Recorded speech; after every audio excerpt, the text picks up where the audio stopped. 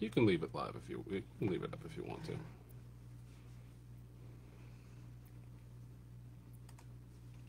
This is for live now, but I don't see us. Yeah.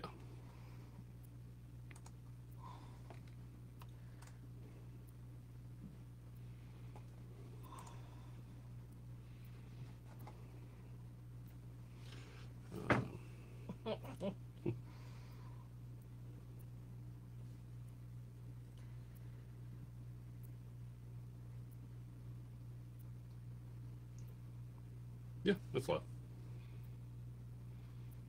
I don't know why it's not showing up there. Hey, Andrea. Hey, Jonna. I would really, really prefer to be able to see. We're having camera difficulties. Yeah. Like, we know you guys can see us, and I'm assuming you guys can hear us. So, if for any reason that changes, or if you guys can't hear us for any reason, just let me know. Hey, Katie. Really? Viewing.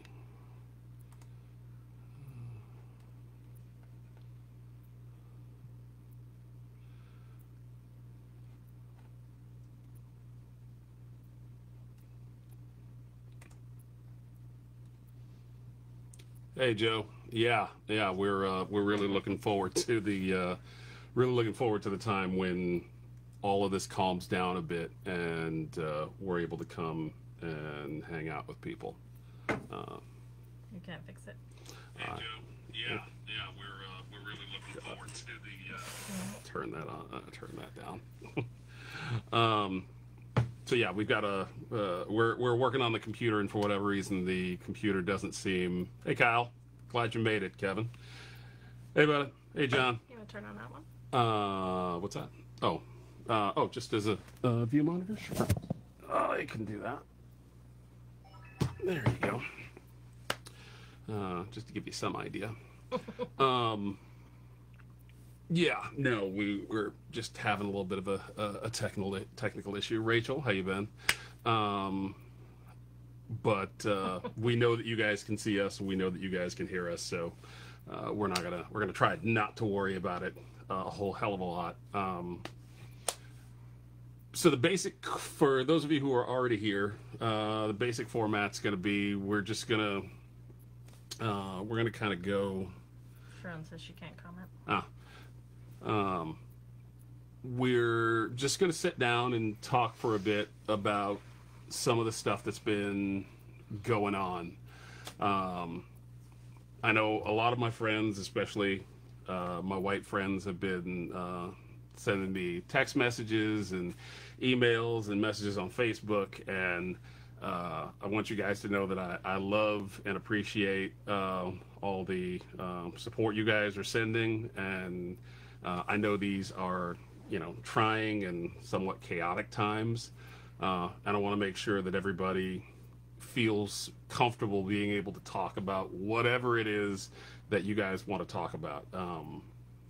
You guys have known me for a long time, most of you, and you know that I'm very, I try to be very understanding, and I try to be very open and honest with you guys. So if you feel like there's something you want to ask, or there's something you want to say, but you feel like it's embarrassing because you feel like you should know it, or you feel like you don't want to come off in a way that seems, callous or rude, I want you guys to know tonight's going to be an open forum. When I get done talking, I want you guys to be able to ask me anything, because I would, if there's something that you think might make you uncomfortable, I would rather you ask me, because I love you and I support you and I know what's in your heart, and I want to make sure that if there's some confusion, you say it to me and not to somebody else. Hey, Chloe. So just to get started, probably the number one question I've been getting, and I got it from Katie the other night because I had been pretty quiet on everything, was how am I feeling about all of this? Ever since the Uh, ever since the video first surfaced of George Floyd, I've been getting a lot of people just checking in and, saying, they wanted to make sure I'm okay. They wanted to know how I feel about what I've seen.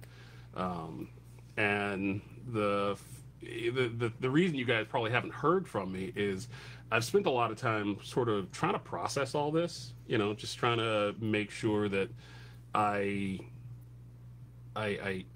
if I said something, that it was well thought out. And Wade, good to see you. That if I expressed something, that it was not coming from that rash. Thanks, Scott. Yeah, that it's not coming from that rash, like aggressive, angry feeling that I had when I first watched it. Because like a lot of you, when I first watched that video, all I was pissed. All I was just, I was angry. I was full of rage. And because I kept asking myself, I'm like, how is it possible we're still here in 2020? And that didn't take long because, I immediately thought, well, we're here in 2020. Of course, that's what happens, I hear a lot of people saying they can't believe that this happened. If you can't believe that this happened, then unfortunately you're probably white. And that's not a slight against you. That's simply because as a black person, I have spent my entire life knowing that this type of thing happened all the time. It wasn't really until we got, cell phones in everybody's pocket, with a camera sharp enough to be able to record something every minute of every day, that these types of things started to be far more commonplace in the media. But if you had asked any black person in the 60s, 70s, 80s, 90s, and early 2000s, we would tell you honestly and openly that situations like that are not uncommon at all. Our interactions with the police have been at best contested, and at worst aggressively violent. It's a fairly common occurrence. It is not isolated to our interactions with white police.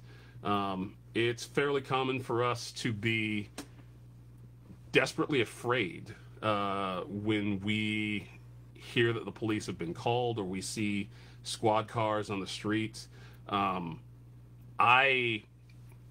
I'll be honest with you, I've only called the police in maybe 6 instances in my entire life. And one of those instances was a situation where my mother saw someone in our backyard, and my brother told me that the person had run off, so he was going to go after him. And so I picked up the phone and I called the police. And in that conversation with the police, I had to give them a very detailed description of my brother, because I didn't know what the other guy looked like, and I wanted to make sure that my brother would be as safe as possible. I wasn't worried about him getting hurt by the guy who was in my backyard. I was worried about him getting hurt by the cops when they got there, especially because my brother had a sword in his hand at the time. So it was a situation that could have gone very, very wrong. And I've laughed about that situation 100 times, because everything did turn out okay. Sean was safe. They caught the guy. Hey, Lorenda. And, no one got hurt. And we got to go about our lives for the rest of the day as if everything was normal. But things haven't really been normal for us ever. Yeah, Kevin, you do remember when that happened. Things have not been normal in the black community for a long time. And to be honest with you, one of my biggest fears right now is that once all this is said and done, things will go back to normal. And normal is how we got here. Right. You know, it's normal for the police to beat us, for people to call the police on us when we are doing perfectly normal, mundane things. And some of those people are calling the police and using them as a weapon because they know what happens to us when we have interactions with police. There was that woman in Central Park just the other week who specifically said when the black bird watcher asked, told her, you're supposed to have your dog on the leash, she specifically told him, you need to stop recording me, because if you don't, I will call the police and tell them that there is a black man threatening me. She knew in that moment that she could weaponize the police, because the police had been weaponized against us for well over 100 years. The organization as the police, back during the slave days, we used to call the paddy rollers. And the paddy rollers was what the slaves would call the patrollers. Those were groups, those were slave catchers. Especially in the South, in the South, they had groups of slave catchers who would go around and they were looking for runaway slaves. And after the Civil War, those slave catchers were repurposed. During Reconstruction and the antebellum South, those slave catchers were turned into militia. And those militia were then tasked with policing free black people. And many members of those militia went on to form groups like the Ku Klux Klan. So we've had a complicated and contested relationship with the organizations that have been policing our community basically since our introduction into this country. So no, it does not surprise me that that in 2020 video is on television of a cop with his knee in the back of some man's neck for 8 minutes, and within days there's a pathologist statement saying that the cause of death was a combination of things, including his poor health. I mean, essentially what they're saying is his health was poor enough that he couldn't survive having a knee driven into the back of his neck with the weight of an adult human being, much less 3 adult human beings, if you've seen the other angle of that footage, on his body for a total of 8 minutes. I'm a big guy. I'm 6'7". I'm 330 pounds. And I couldn't survive with someone pressing on the back of my neck for 2 minutes. The world-class divers, professional divers, free divers, members of the SEAL team train for years to be able to hold their breath for 3-5 minutes at a time. But at a certain point, the human body needs oxygen. And none of us are capable of surviving for that extended period without the ability to do the basic human thing, which is breathe. And it's a shame because when George Floyd was laying there dying, he kept saying, I can't breathe. And I just kept thinking, I'm like, we've seen this before. We've been here. We've watched this show. This is not new. I mean, this is exactly what we were doing a couple of years ago in New York with Eric Garner. Like, why in only 6 years do we basically have the exact same video in a completely different city in the exact same situation? And why is everyone rightly afraid that we're going to wind up with the exact same outcome? Yeah. Which is someone going, well, it wasn't technically a chokehold. He wasn't technically choked. His health was more the thing that got him killed. And so as a result of that, no one is technically responsible. And so technically we don't have a dead black person laying in the street. Right. Technically, that's bullshit.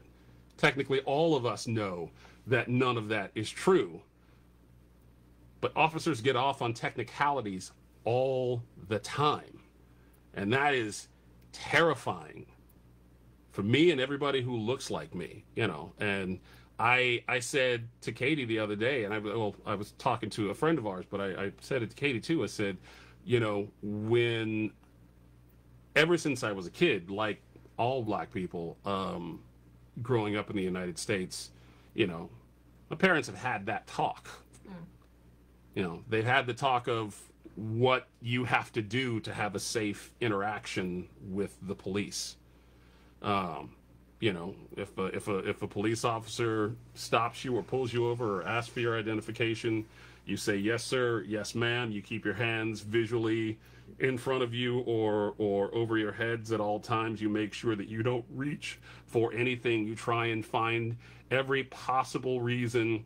You try and take away every possible reason for them to think that you are doing something wrong or that you've committed any kind of a crime.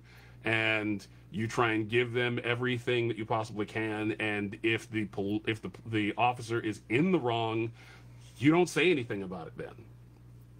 You know, I see these videos all the time online of, you know, people in right to carry states or people, you know, who believe that, you know, who don't want to have to give the police their identification. And when I was growing up, I was told, you know, if a cop asks you for your ID, I don't care if he wants your driver's license while you're walking. You give him your ID.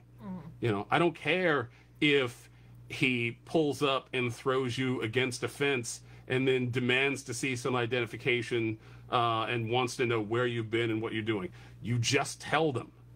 You tell them and you hope that whatever you tell them satisfies them enough to let you go, because nothing is more important than coming home that day. And I see these videos of people getting into interactions with cops and saying, you don't have to give them this and you don't have to give them that. And I just keep thinking, wow, that must be nice. Right. That must be nice to think like you can talk to a cop however you want and nothing bad will come of it. Because I have never had that illusion in my entire life. I had an amazing driving record, and I would still get nervous if, you know, a cop pulled me over for a busted tail light, or if I ran out of gas and had to get my car over to the side of the road and a cop pulled over to, you know, to check in and see if I was safe. I was more concerned with that interaction with a cop than I was with the rush of traffic going by me, you know. And it's not supposed to be that way.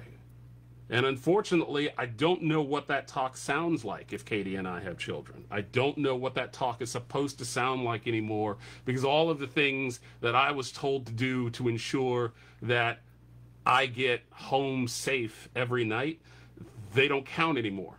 You know, I can offer to give a cop my ID and wind up like Philando Castillo. You know, I can offer to tell them anything and everything that I've done that night and still, you know, wind up going to prison for something I didn't do, like the Central Park 5, you know. And then when you're proven innocent, the president of the United States, the current president of the United States, still says, well, you probably should still be in jail because you must have done something, you know. Like that's my reality, and it's not fair. And unfortunately, it's never going to be fair. So what I want a lot of you to keep in mind right now is that a lot of you are seeing footage of the looting. You're seeing footage of the protests turning violent. You're seeing footage of people having interactions with police in the streets. You're seeing footage of buildings being burned. And some of you are afraid to go outside right now. Some of you are worried about whether or not it's safe for your kids to go outside, whether or not it's safe for you to go to work. Some of you are afraid to be out at night, especially now that there's a curfew. And a lot of you want for the world to go back to some semblance of normal. But I want you to stay afraid. I want you to be afraid right now. Because when this does go back to normal, and believe me, at some point it will, that fear that you have about whether or not it's safe for your kids to go outside, You get to let it go. you get to let it go. Those black families that feel that fear every single day, they are still going to have that fear when all is said and done.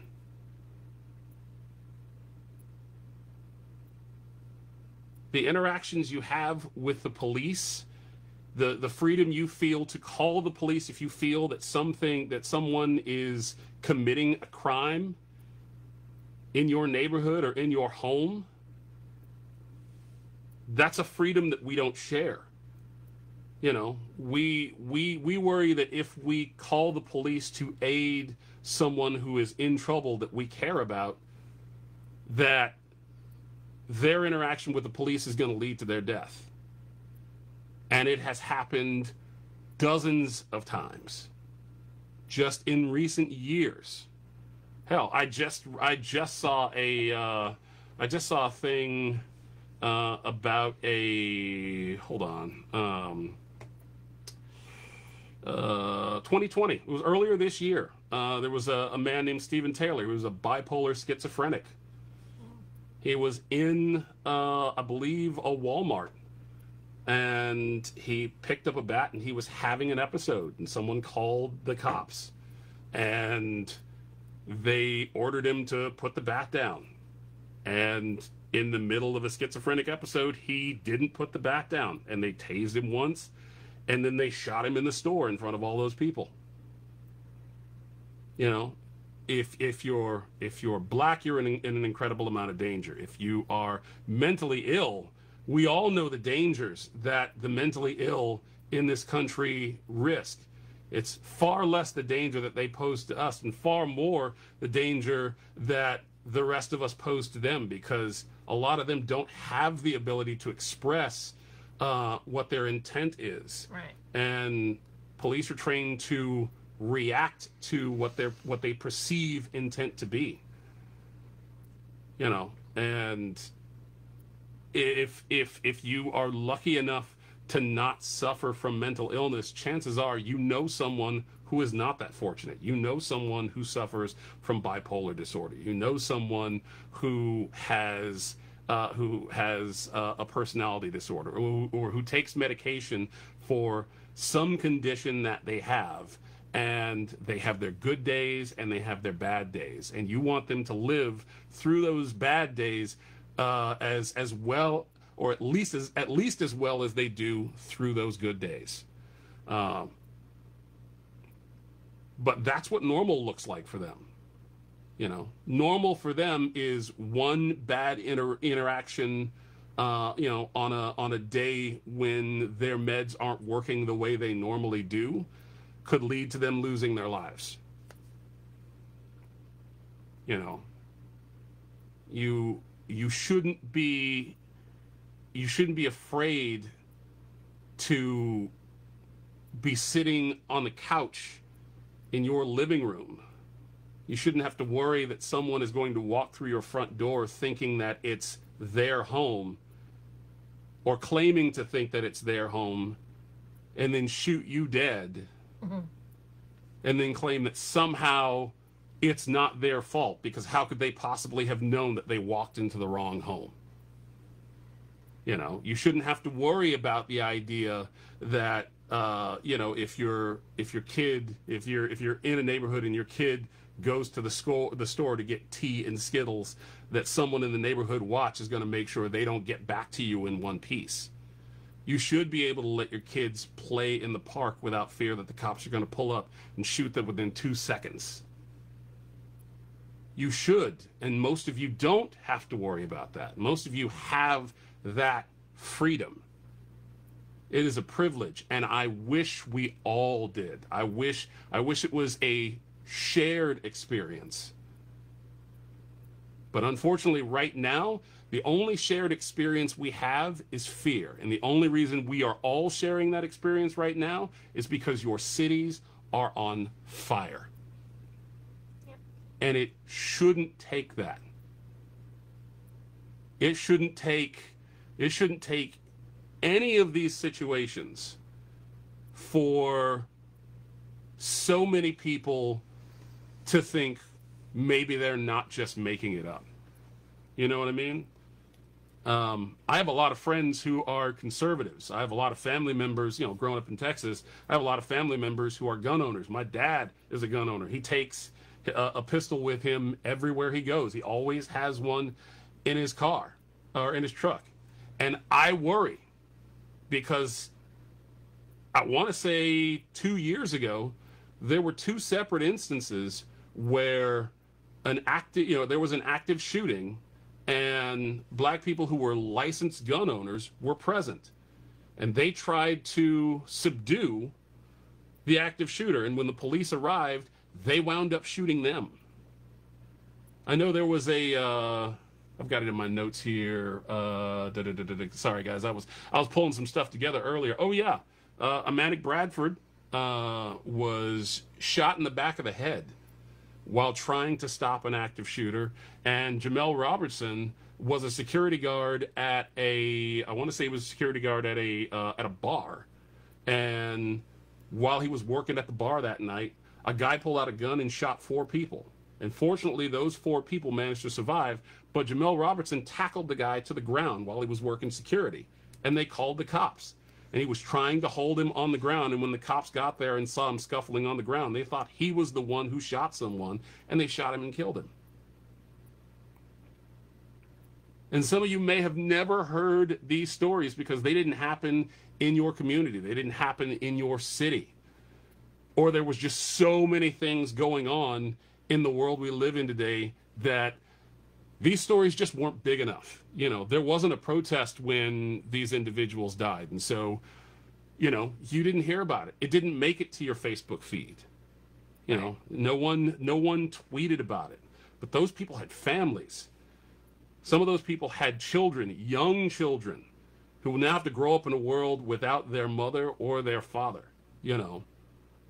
And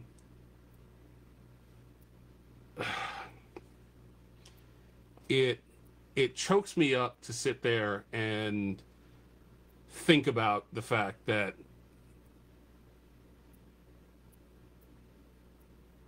some of the people that I love are living in the cities. Some of my family, some of my friends are living in the cities where all of this is happening. You know, Botham Jean was in Fort Worth, Texas.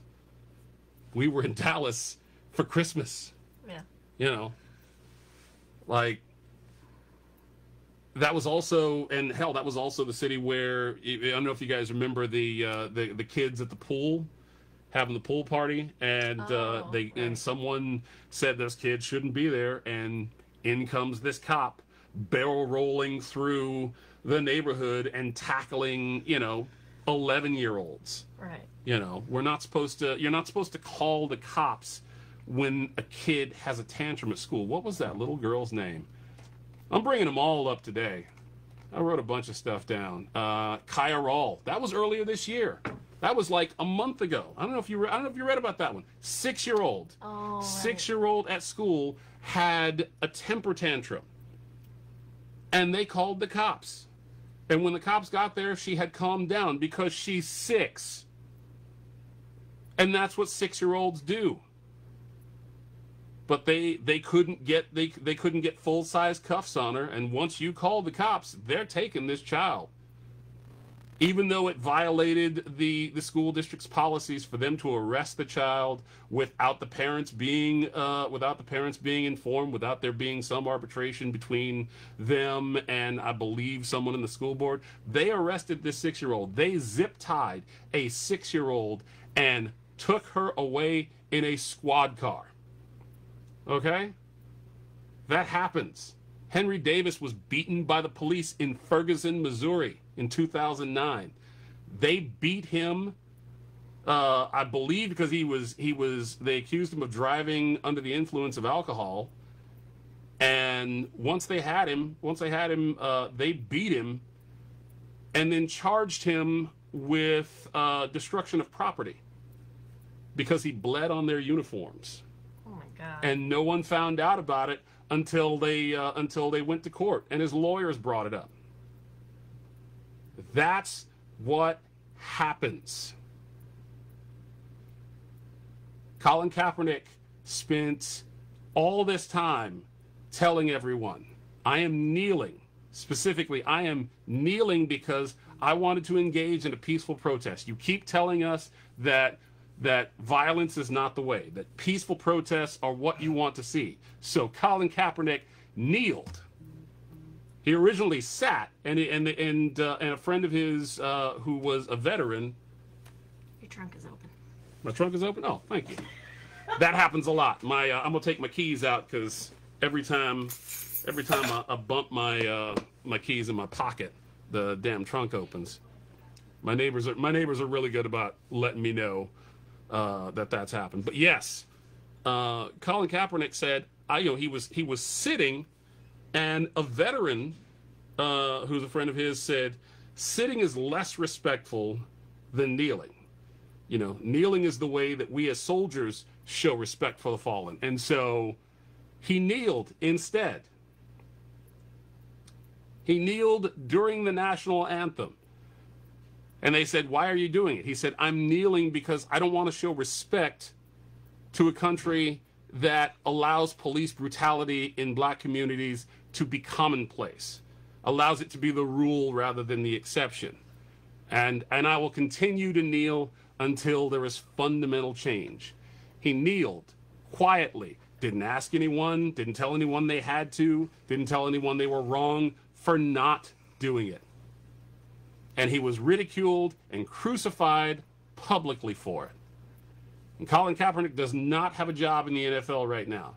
And if you want to tell me that there's not a single quarterback in the NFL who is worse than Colin Kaepernick, I got some oceanfront property in Arizona you can buy. All right? Colin Kaepernick is infinitely better and has achieved far more than a number of quarterbacks making a salary in the NFL today. But he kneeled. He did what we're told constantly that we're supposed to do. He sat back. He didn't engage in violence. He said, he told you specifically what the protest was about, and every time it was reported, someone said, yes, but he's being disrespectful to the troops. He said, I'm not being disrespectful to the troops. I'm doing this specifically to make sure that I show respect to the troops while I bring attention to a problem that has existed in this country for years and years and years. And they still said, yeah, no, but it's, he hates America. And unfortunately, I'm to blame because I continued to watch the NFL after that. I don't want any of you to think that I'm blameless in all this. I got used to the new normal. I got used to the idea that if a black person got beat, that they must have done something wrong. We've all said it. We've all said it. And don't feel bad if you look back in your own history and you think back to a time when you watched like the Rodney King tapes or some other incident where a black person was being beaten by a cop, and the first thought that popped into your head was, what the hell did he do to make them hit him like that? You're part of the problem. Just like I was part of the problem, because I had that mentality that he must have done something wrong. You know how that happens? That happens when a society looks at a group of people and constantly depicts them as the problem, constantly shows them to be violent, constantly shows them to be the danger that you need to hide your children from. We've all thought it. We've all looked at that and said, there's no way those cops would be beating him like that unless he had done something wrong. We have to break ourselves of that mentality. We have to break ourselves away from this notion that somehow the person who is receiving violence is somehow culpable in that violence. And black people have had that mentality for an incredibly long time, primarily because we have been met with violence every minute of every day since we've been here. And we have also always been asked to forgive those who have been violent against us. You know, the white South Africans were scared of a lot of things when it came to politics. They knew that the apartheid government was coming to an end. And the thing they were scared of most, and some of them have said this publicly, they said, if Mandela gets in control, if black South Africans have the ability to vote for who they want to, more than likely black South Africans will do to us what we have done to them. They said that was their greatest fear. It wasn't the loss of political power. It was the idea that they had been so cruel throughout their entire run of controlling South Africa that they could not imagine a world where black South Africans would not do the same to them if given the opportunity. Yeah. And Nelson Mandela was met with a lot of opposition from black South Africans because they all wanted revenge. Wanting revenge is natural when you have been wronged your entire life. My brother said it best in his Facebook post the other day. You guys are very, very lucky that black people want equality and justice and not revenge and retribution. That is how forgiving black people have forced themselves to be over the years. Do you remember when the verdict was read in the Botham Jean case? And the officer was told that she was going to give her sentence, and Botham Jean's brother was allowed to give a statement. And he talked about how much he loved his brother. He talked about how much he misses him and how every day of his life is going to be diminished for not having him in it. And he said, I want you to know that what you did was unforgivable, but I forgive you. And he hugged this woman. And it was a powerful, powerful moment. And it pissed me the fuck off. And it pissed me off because she does not deserve that forgiveness. And unfortunately, historically, we have been asked to forgive the people who have wronged us at every opportunity. You know, whenever a black person dies at the hands of the cops, and you can Google it if you want, almost every single time a black person dies at the hands of the police and they are unarmed, one of the first things that journalists will ask them is, do you forgive the people who did this? They haven't been convicted yet. They haven't been convicted. Some of them haven't even been charged. But the media wants to know whether or not those families who have lost someone that they are never going to get back have forgiveness in their heart for the people who took that family member from them. Imagine that. Imagine the gall. Imagine the absolute fucking privilege you think you have to say, yes, I know you lost someone that you love, but what about them? They're going to have a hard time getting over this, and it would be a lot easier for them if you forgave them for doing to you what they did. And 9 times out of 10, we do. We do it all the time.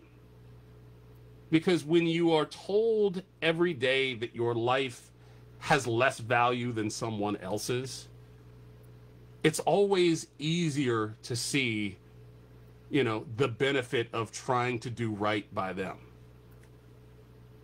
There are white people in this country who believe they have authority over us for no reason other than the fact that they were born white and that was enough. And it is cruel and it is unfair And if you ask any black person that you know, have they had an incident in their life where some white person has expressed or enforced some form of authority that they don't genuinely have, but that to question that authority would create an immediate conflict that could end badly for them? Has that ever happened to them? Every black person you know will say yes. And I will give you a simple example of one right now. One that seems almost innocuous, but poisons me every time I think about it. For those of you who were friends with me in high school, you will know that I was a huge country music fan in the 90s. I listened to just about everything, and one of my favorite artists was Joe Diffie, who just recently passed away from coronavirus. One of the many victims that we've lost in the 100,000 plus victims of coronavirus. And Joe Diffie had an album in the 90s called Third Rock from the Sun. Kevin and I played that damn thing to death. We listened to Joe Diffie all the time. And I decided I wanted to go to the store and get a Joe Diffie CD. And those of you who went to high school with me knew that back then I was always cold no matter what. I don't know, maybe it was just my metabolism, but I wore a heavy coat every day. It would be like bright sun outside and you would still see me in a big, heavy jacket. And so I went into Warehouse Music. Remember those? Yeah, they don't exist anymore. I went into the Warehouse Music in Westchester, and I started flipping through the country music CD rack, looking for Joe Diffie, Third Rock from the Sun. It was probably sold out because it was an incredibly popular album at that point. And while I'm flipping through and can't find it, I move down to the next one, and it was either a security guard or one of the employees at Warehouse Music said, can I talk to you? And I said, sure. And he pulled me aside and he said, I need to frisk you. And I said, what? He said, yeah, I need to search you. And I looked around, and there's other customers in Warehouse Music. You know, it's not like I was there alone. I said, why? He said, well, you know, we think you've got some CDs in your coat. And in my head, I thought, what the fuck are you talking about? Like, I shop here all the time. Like, I'm a member here because we rent movies here all the time. You were one of the closest video stores. And I thought, you know, I shouldn't have to put up with this. I should walk away. And then I thought, well, if I walk away, they might look at that as a sign of guilt. Or they might grab me and then there's a fight. And then I thought, well, you know, fine. You know, if he's going to do it, let's do it. But you should let him know. If he searches you and he doesn't find anything, you're going to beat his ass. So at least I wanted to believe that there was at least some semblance of dignity and respect that I could pull out of it. But I didn't say that to him. Because I didn't want to be, because I was tall for my age and didn't want to be viewed as an angry black man living in this neighborhood. And so I raised my arms and I let him frisk me, a man who has no written authority whatsoever of me. This was not a police officer. This was not someone who I should have anything beyond basic human respect for. He didn't know me. I didn't know him. But I let him frisk me to make it easier, to let them know that I wasn't a danger. And when he frisked me and didn't find anything, he didn't apologize. He just said I could go back to shopping. And I left. I was so fucking embarrassed. I walked out and I walked home. And a week later, I was back in that same Warehouse Music, renting movies. and looking for CDs. Because what the fuck else am I going to do? Where am I going to go that's not a possibility? Right. You're right, Kevin. They have no right to do that. But that's what all of this is about. Is that those things that you keep saying are against the law, that it's ridiculous, that no one should ever have to experience that. People experience that every day. It happens. It happens, and most of you don't have to see it. And I'm so glad that most of you will never experience any of this in your entire lifetime. You know, what I want is for us to feel the same comfort to live and go about our daily lives that you do. I don't want you to feel the same discomfort and fear that we feel every day. Because you shouldn't have to. And we shouldn't have to. You know? Have I had a gun pulled on me over a traffic incident? Yes. Have I been pulled out of a car because a cop was following my brother and I, and we weren't speeding? And then when the cop decided to pull out of the lane, Sean sped up a bit, and that was enough to get us pulled over? Yes.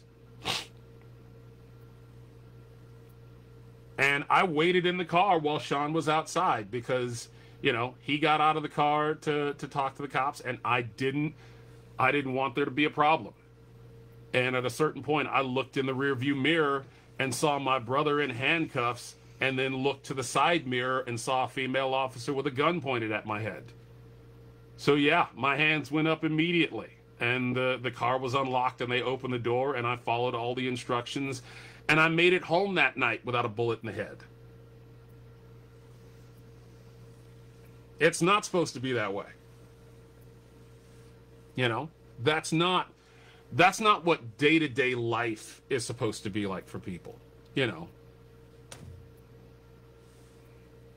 And the truth is that it's not just us.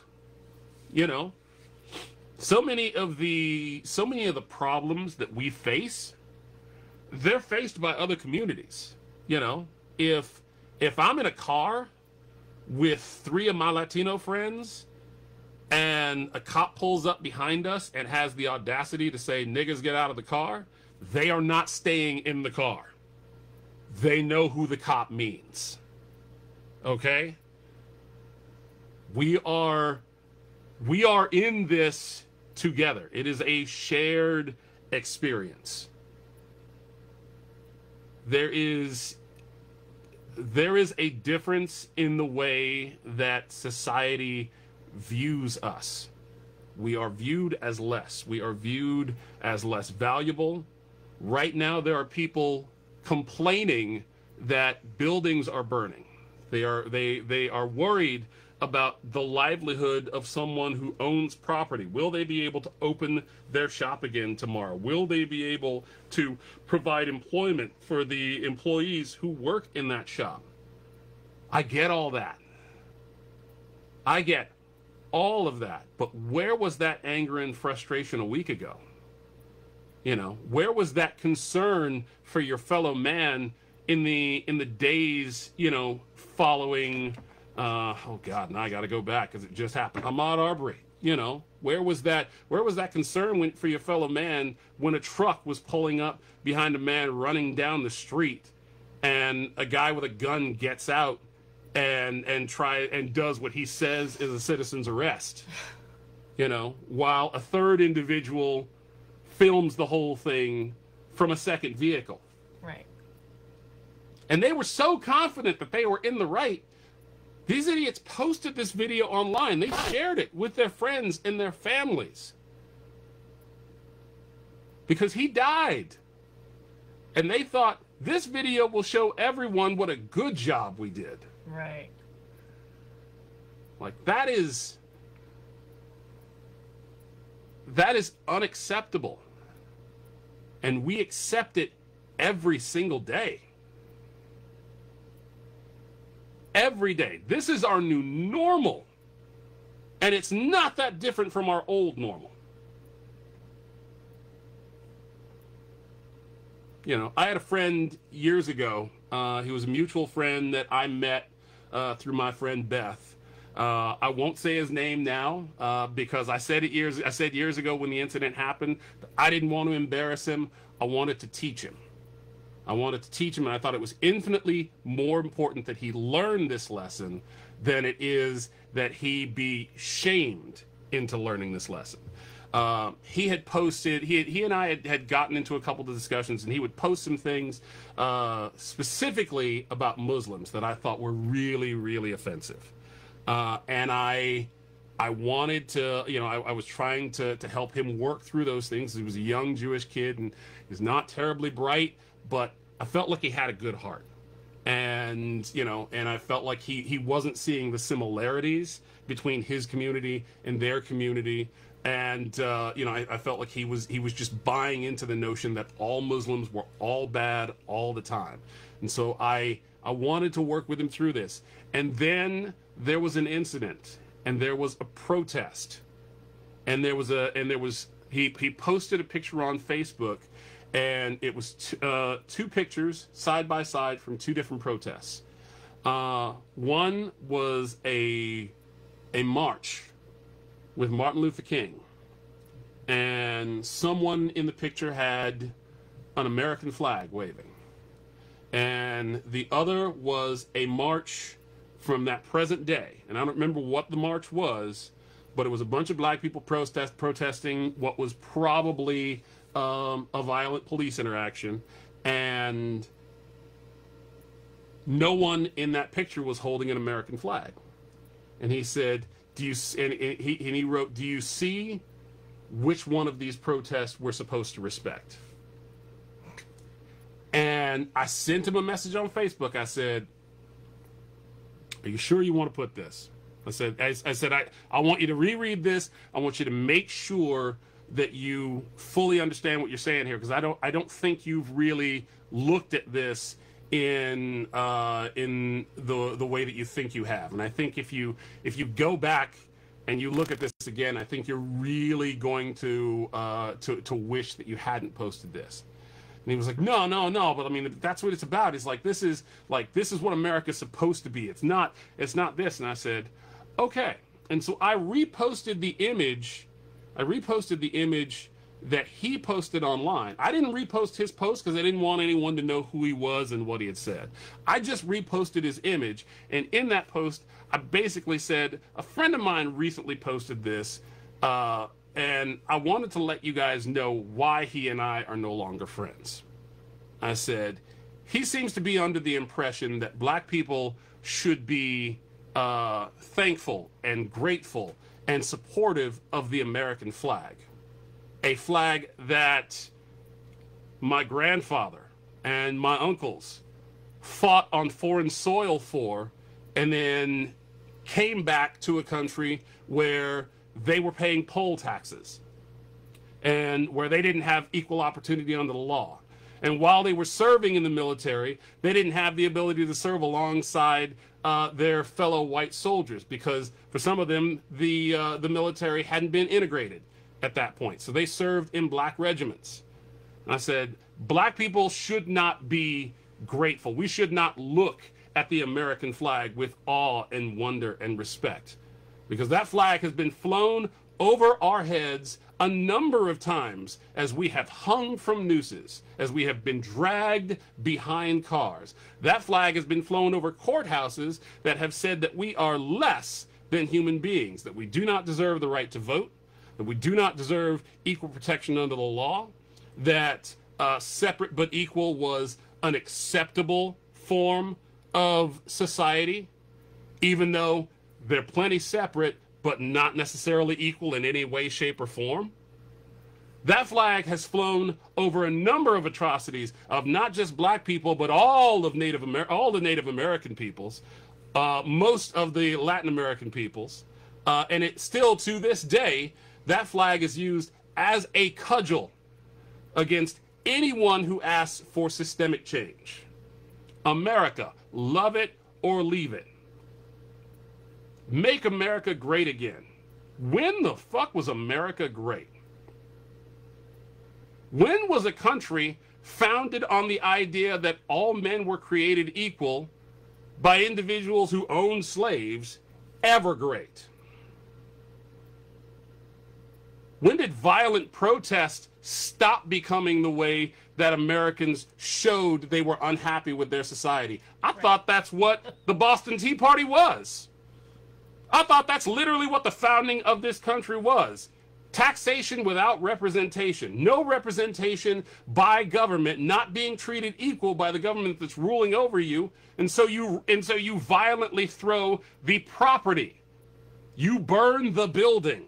You take the thing that the society that has treated you unfairly loves the most, its monetary value, and you take it away from them until they see the pain that you have.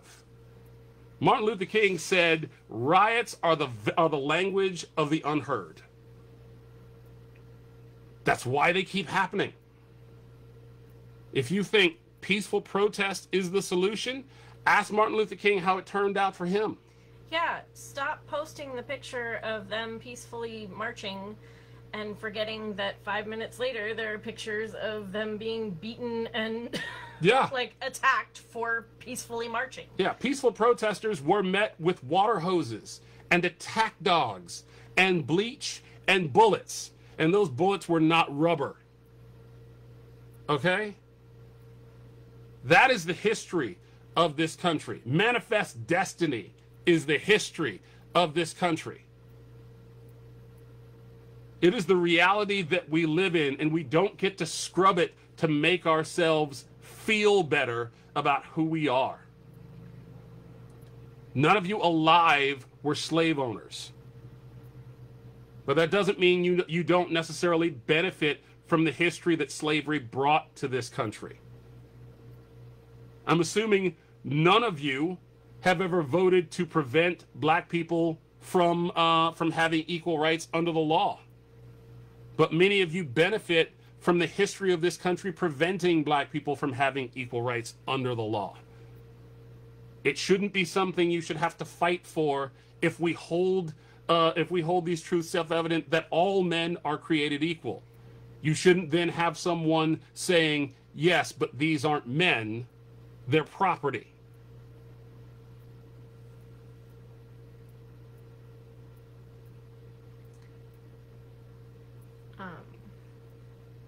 I want to wrap back around to where we started with this was that you had people questioning you. You know what I mean? That there were things people wanted to... Yeah. So a lot of my friends have been asking, what can I do? You know, what can I do to make all of this better? What can I do to fix this society? You know, how do we prevent this from happening again in the future? How do we keep from the protesting and riots and all of that going until it just fizzles out? Mm-hmm. How can there be an actual result? Yeah, because if the streets go quiet, then the will to change things goes quiet. It's exhausting seeing this happen over and over and over again, and everyone gets all pumped up. And then I asked him, I was like, so how did this, you know, situation end? And you know, as we're going through past riots and past, you know, demonstrations, and you know, what was the result? Like, what is it that we're asking for, or that can be done in a timely manner, I guess is what I'm trying to say. Something that's not gonna, you know, yes, systemic racism needs to change. but that's not a tomorrow goal. Yeah. You know what I mean? So that was, I guess, my question last night was, I don't know. Yeah, is how do we affect some form of change to make our society, to make the society that we live in and that we share better now, rather than in the hopeful future that we plan to make with our elections and with our societal changes and with our education. Some of the things that we can do, let's focus on policing right now. Some of the things that we can do, one, we should get police review boards in every city. It is unacceptable anywhere for police to be policing themselves, because historically they have proven that they have absolutely no interest in doing so. And whether or not to prosecute should not be left up to the district attorneys who rely on those police for the evidence they use in every single one of the cases that they bring. They would have a vested interest in making sure that those police aren't held accountable for their actions. So we need citizens review boards. We need individuals who have no ties to the police department and no ties to the court system, whose only accountability is to the citizens in their neighborhoods, in their cities, in their state. And we need to make sure that they have the ability to actually impose punishments on that will be upheld by the legislation and by the courts if the police are found to have been in the wrong. We need body cams. There are still so many of these situations that you see now, you only see them because of the body cams. You see them because when they happen, no one else was around, and the cops thought they got away with it. And then by putting in a request, we were able to see the body cams and see that the things they told us happened didn't actually match with what was there. So we need body cams to be had on every single officer, every single day. You know, we do need criminal justice reform in a number of ways. You know, it's when I say that a lot of you benefit from the history of this country treating us differently. There is no greater example of that than the drug laws in the 80s, because people like what's his name, Tim Allen. You know, Tim Allen went to jail for selling cocaine.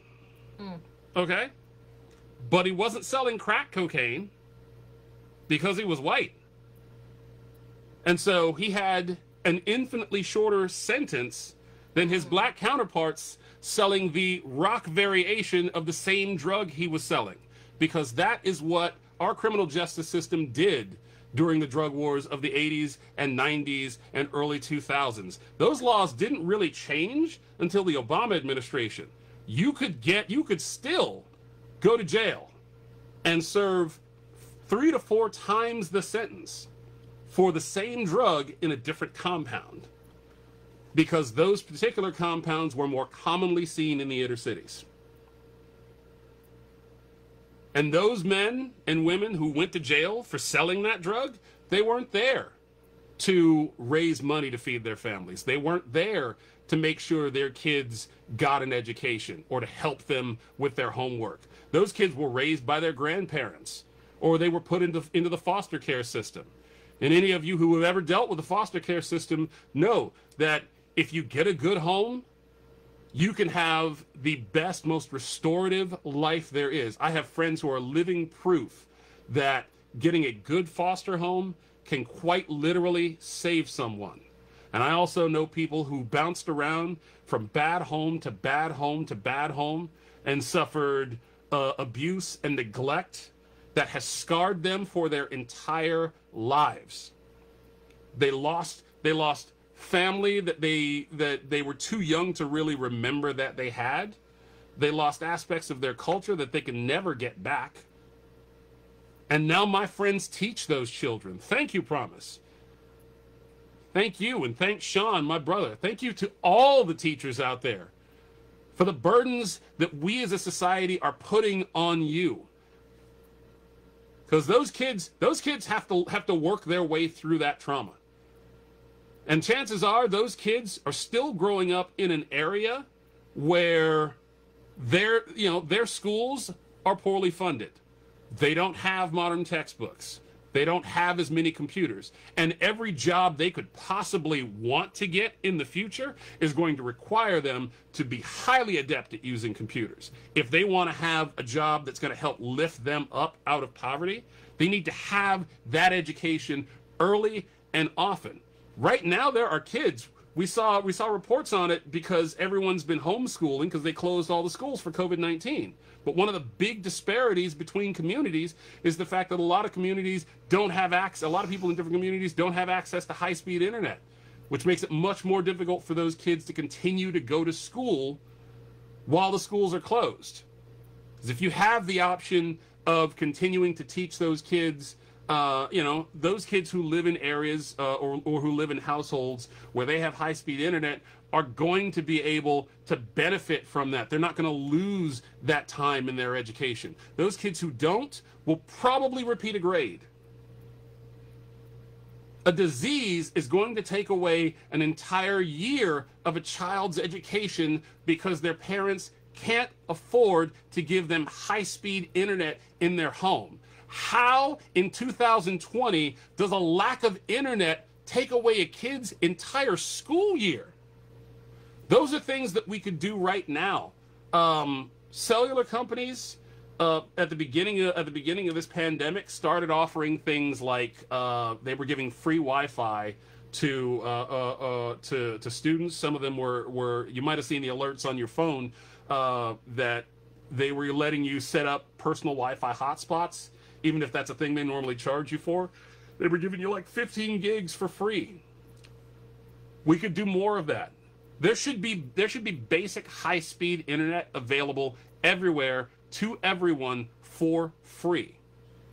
Because if you're and this goes to different parts of society, because if you lose your job and you got to go look for a new one, you're not looking in the newspaper anymore. You're not checking the classified section. Those jobs are online. When you go into a Best Buy to fill out an application, you fill it out on a computer. None of this stuff is done by paper now. So if you have the ability to apply for a job from home for free because you have access to the internet at home everywhere, that creates the opportunity for people to be able to get jobs they didn't even know they had. And those people need that work. When those businesses open and close, a lot of my friends are really lucky right now because they work in industries that allow them to work from home. But a lot of people are working in industries that don't allow them to work from home, and they may get laid off. And so they're gonna need to be able to apply for those new jobs. No business should be able to sit there and say, I've got tons of openings and no one's applying for them. We have to change the way we think about or the way we think about our interactions with people. One of my nephews, I love him because when he was young, he was so innocent, and I had been hanging out with him for a couple of years, and he looked at me and he said, I gotta say, Aaron, you really changed my mind about black people. Mm. And I think his mom was a little embarrassed, but I was like, really? Why do you say that? And he said, well, because there's this girl at school and she picks on me all the time. He said, and so I just assumed, in his young mind, he said, I just assumed that that's what all black people did. He said, but then I met you, and you're always fun, and we always laugh, and you've always got some nice things to say, and I learned so much from you. I love spending time with you. I said, well, I'm glad. I said, I'm glad I could change that perspective in your mind. And that's what happens is, he kind of encapsulated a lot of the problem that we have, is that, there's a huge portion of this country that has an image in their head of what a bad guy looks like.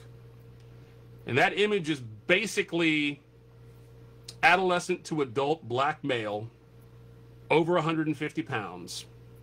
And in fact, that's part of the reason that, you know, one of the most common refrains is if a black person gets pulled over for any reason or gets accosted by a cop, they always say the same thing. You fit the description of someone that we're looking for. Well, you're in a black neighborhood. If the description you got was a black male over the age of 15, yeah, I guess I fit that description. I'm sick and tired of fitting that description. Seems to me like that description should get a little bit more specific. But at the very least, you know, I should be able to have that interaction without fearing that I'm going to get my skull bashed in, or that I'm going to get sucker punched, or that I'm going to get tased. And unfortunately, you know, we're in a society where a lot of that violence that's been tested on us is starting to spill over into the rest of you. You know, remember, there's a lot of people who there's a lot of cops who feel like, well, you know, they've given me authority over these people, and that means, and no one stopped me from doing any of this up to this point. They're just going to have to start moving on to other groups and testing those waters and seeing how far they can push it. You know, you guys remember I can't remember her name, but she was the Australian, she was an Australian yoga instructor living here in the U.S. And she thought she heard a woman being sexually assaulted in an alley. So she called the cops, and the cops showed up, and they didn't see anyone in the alley. So they got back in the car, and she walked up to the car to let them know that she was the one who called. And the cop got scared when he saw her and pulled a gun out and shot her from the driver's seat, shot out of the car, put a bullet in her chest, and she died. This used to happen to us, and then it started happening to them. And eventually, when there's not enough of us or them, it starts to happen to you. There was another kid who got tased in the heart for 20 seconds. And he was the son of a cop. Yes. And he was the son of a cop. Being tased in the heart for 20 seconds caused his heart to stop for 8 minutes. The cop pulled him out of the car, probably thinking the guy was faking, and told him to walk. But the guy, of course, couldn't walk because he was technically dead.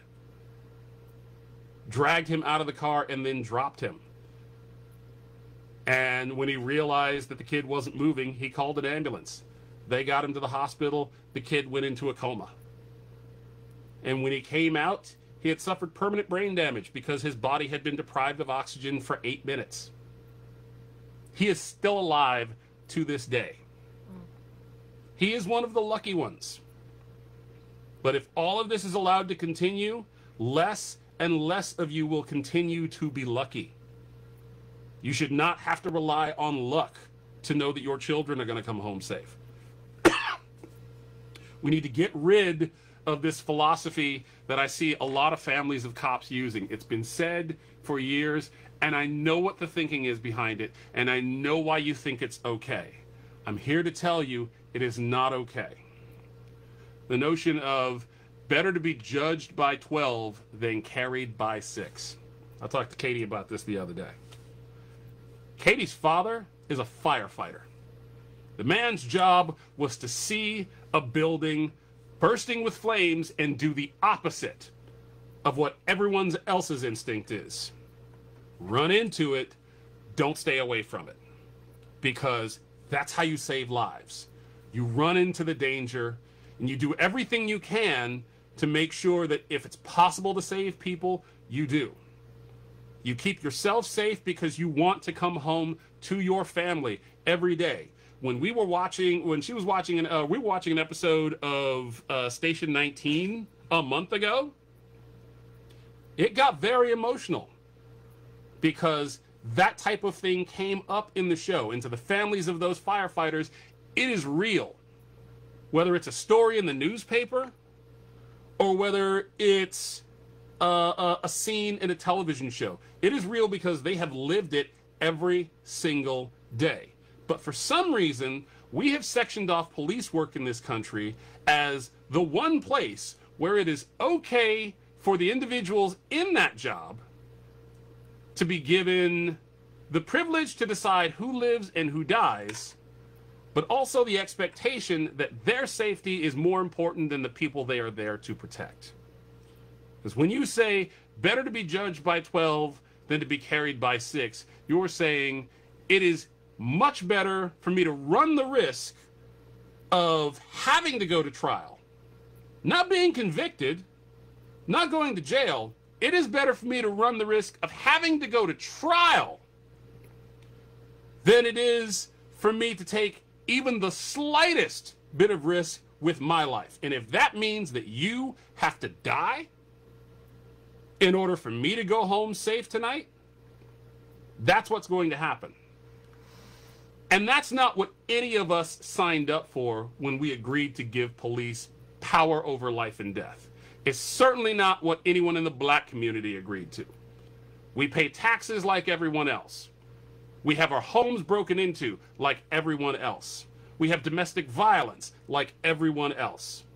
We have car theft. We have drug problems. We have businesses that we need to protect. We have all of those things that everyone else has. And like everyone else, we sometimes need the police to be there and have our best interest at heart. We cannot be allowed to be the only ones who feel like we can't call the police for fear that they will do more harm to us than the person who is robbing us. We cannot accept a society that says black lives aren't as valuable as white safety, as the ability to feel safe rather than be safe. It's unacceptable. And yet it's been that way for years. We've all heard that saying. And some of us in the past have even said, yeah, I get that. Especially if you have a family member who was a cop. It's real easy to sit there and go, yeah, I want him to come home. I want her to be safe. She's got children waiting at home who are worried every single day. But the burden is not supposed to be on us. That's why cops are supposed to be trained. That's why they're the only ones who, in every situation, are allowed to walk in and out with a loaded weapon. We give them, literally, power over life and death. And that is a power that is not supposed to be wielded with careless, reckless abandon. It should be cherished. It should be protected. And everyone else who has that same power, like members of the military, are held to an incredibly high standard. Members of the military are taught very, very carefully about when you should shoot and when you should not. Because if you shoot a black person in the street as a police officer, you create a problem. But society has proven they can get over that problem.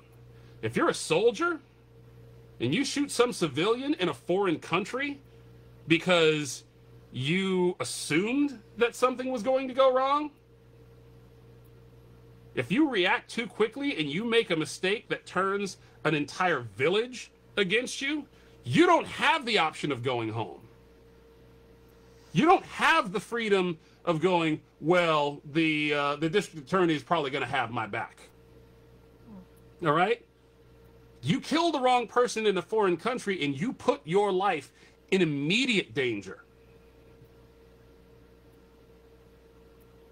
So yes,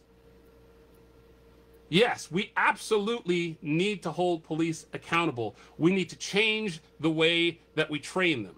A lot of police in this country are run through simulations. Monthly, they're run through simulations where where they're up against a video screen and they have situations where they have to try and decide between which one of these people is armed and it's safe to shoot them, and which ones of these people are not armed. And they've had journalists actually go through it, because when they have shootings like this, a lot of times journalists will do it and they'll say, man, your instinct is to pull the trigger. It's a lot easier to make a mistake than it is to hesitate for a second and make sure that the person you're seeing, because if you see something that you think might be a gun, your instinct takes over and it says, shoot. We saw that. There's a Netflix series, something 100. Yeah. Yeah.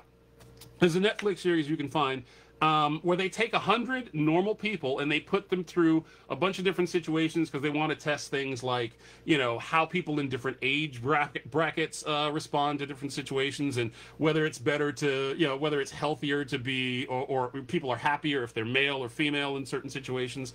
And they were checking people's, I think they were checking people's response time, and they put them in a situation where they were doing an exercise where they had a light gun, or they had an airsoft pistol or something, and they were supposed to determine whether or not the person had a weapon, and if they had a weapon, they were supposed to shoot them. Oh, they were tracking bias. That's what it was. Yeah, 100 people or something. Thank you, Blair. Or the 100. It's one of you is right. It's either Blair or Promise is right. They were tracking bias, and they wanted to see whether or not people would favor shooting the black person who was unarmed to the white person who was armed. And they went in, and overwhelmingly, and it didn't matter. It didn't matter if the person who was pulling the trigger was black, Latino, white, young, or old. The overwhelming majority of them, when they were given the choice between a black man holding a cell phone and a white man carrying a pistol, their instinct was the danger came from the black person, and they shot him.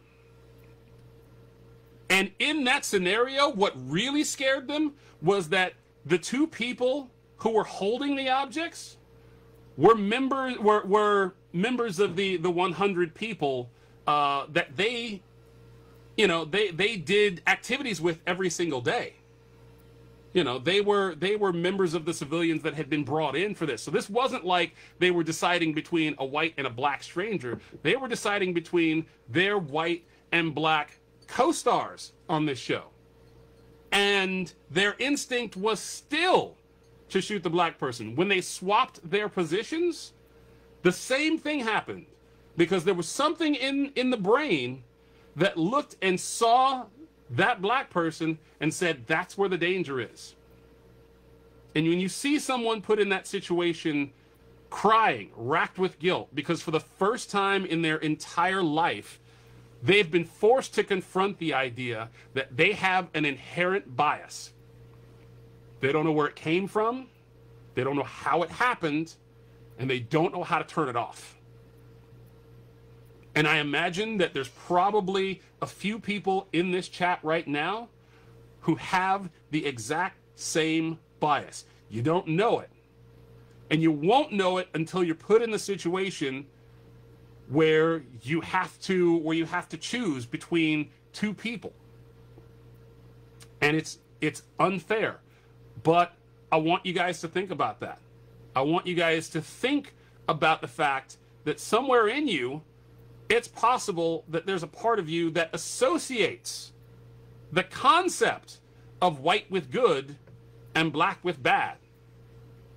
Some of it is Hollywood's fault. I mean, hell, in the cowboy movies, the white hat was always what the good guys wore.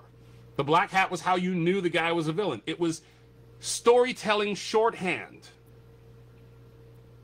that has become a societal problem. You know, when people were looking for, easy bad guys to throw in a movie, bandana-wearing drug dealers is an easy thing that you don't have to teach someone to be afraid of. And so we're raised in a society where people constantly look at their neighbors, their coworkers, the other kids at their school. And in television and in the movies, and it's changed a lot in the last 20 years, but not all of that's gone.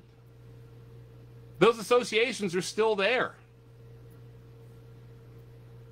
And we have to be aware of it, and we have to accept it. And when you recognize it in yourself, you have to say something. You have to say, you know what, that was inappropriate. That was it. I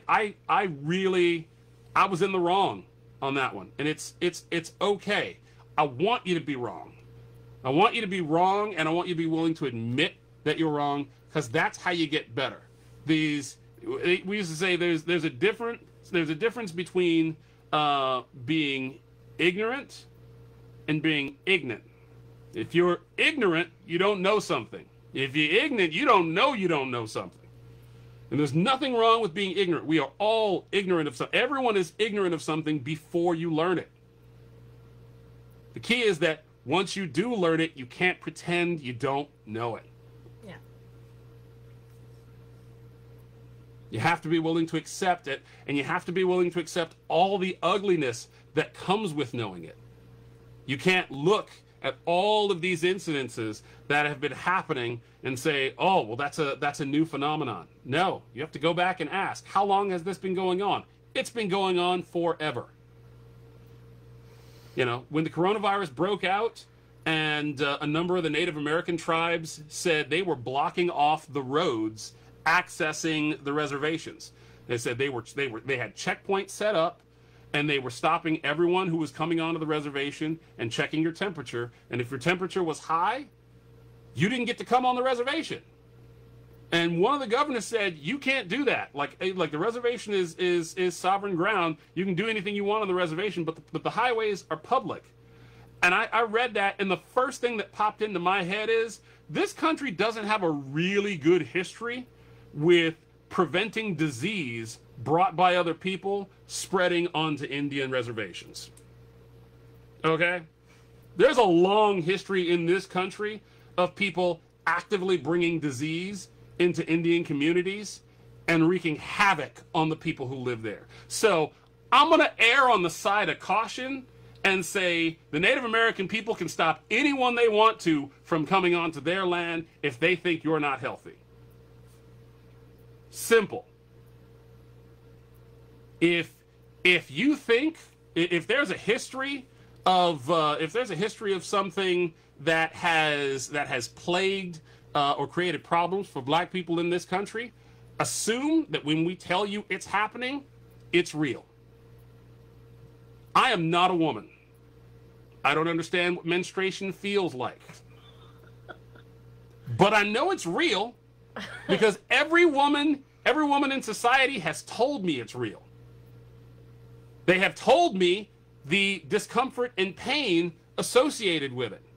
And every woman in society who comes along experiences the same thing because it's real. Just because it doesn't happen to me doesn't mean it doesn't exist. Now, that's a biological thing, obviously, but still, just because your experience is different does not mean that experience is not being had by someone.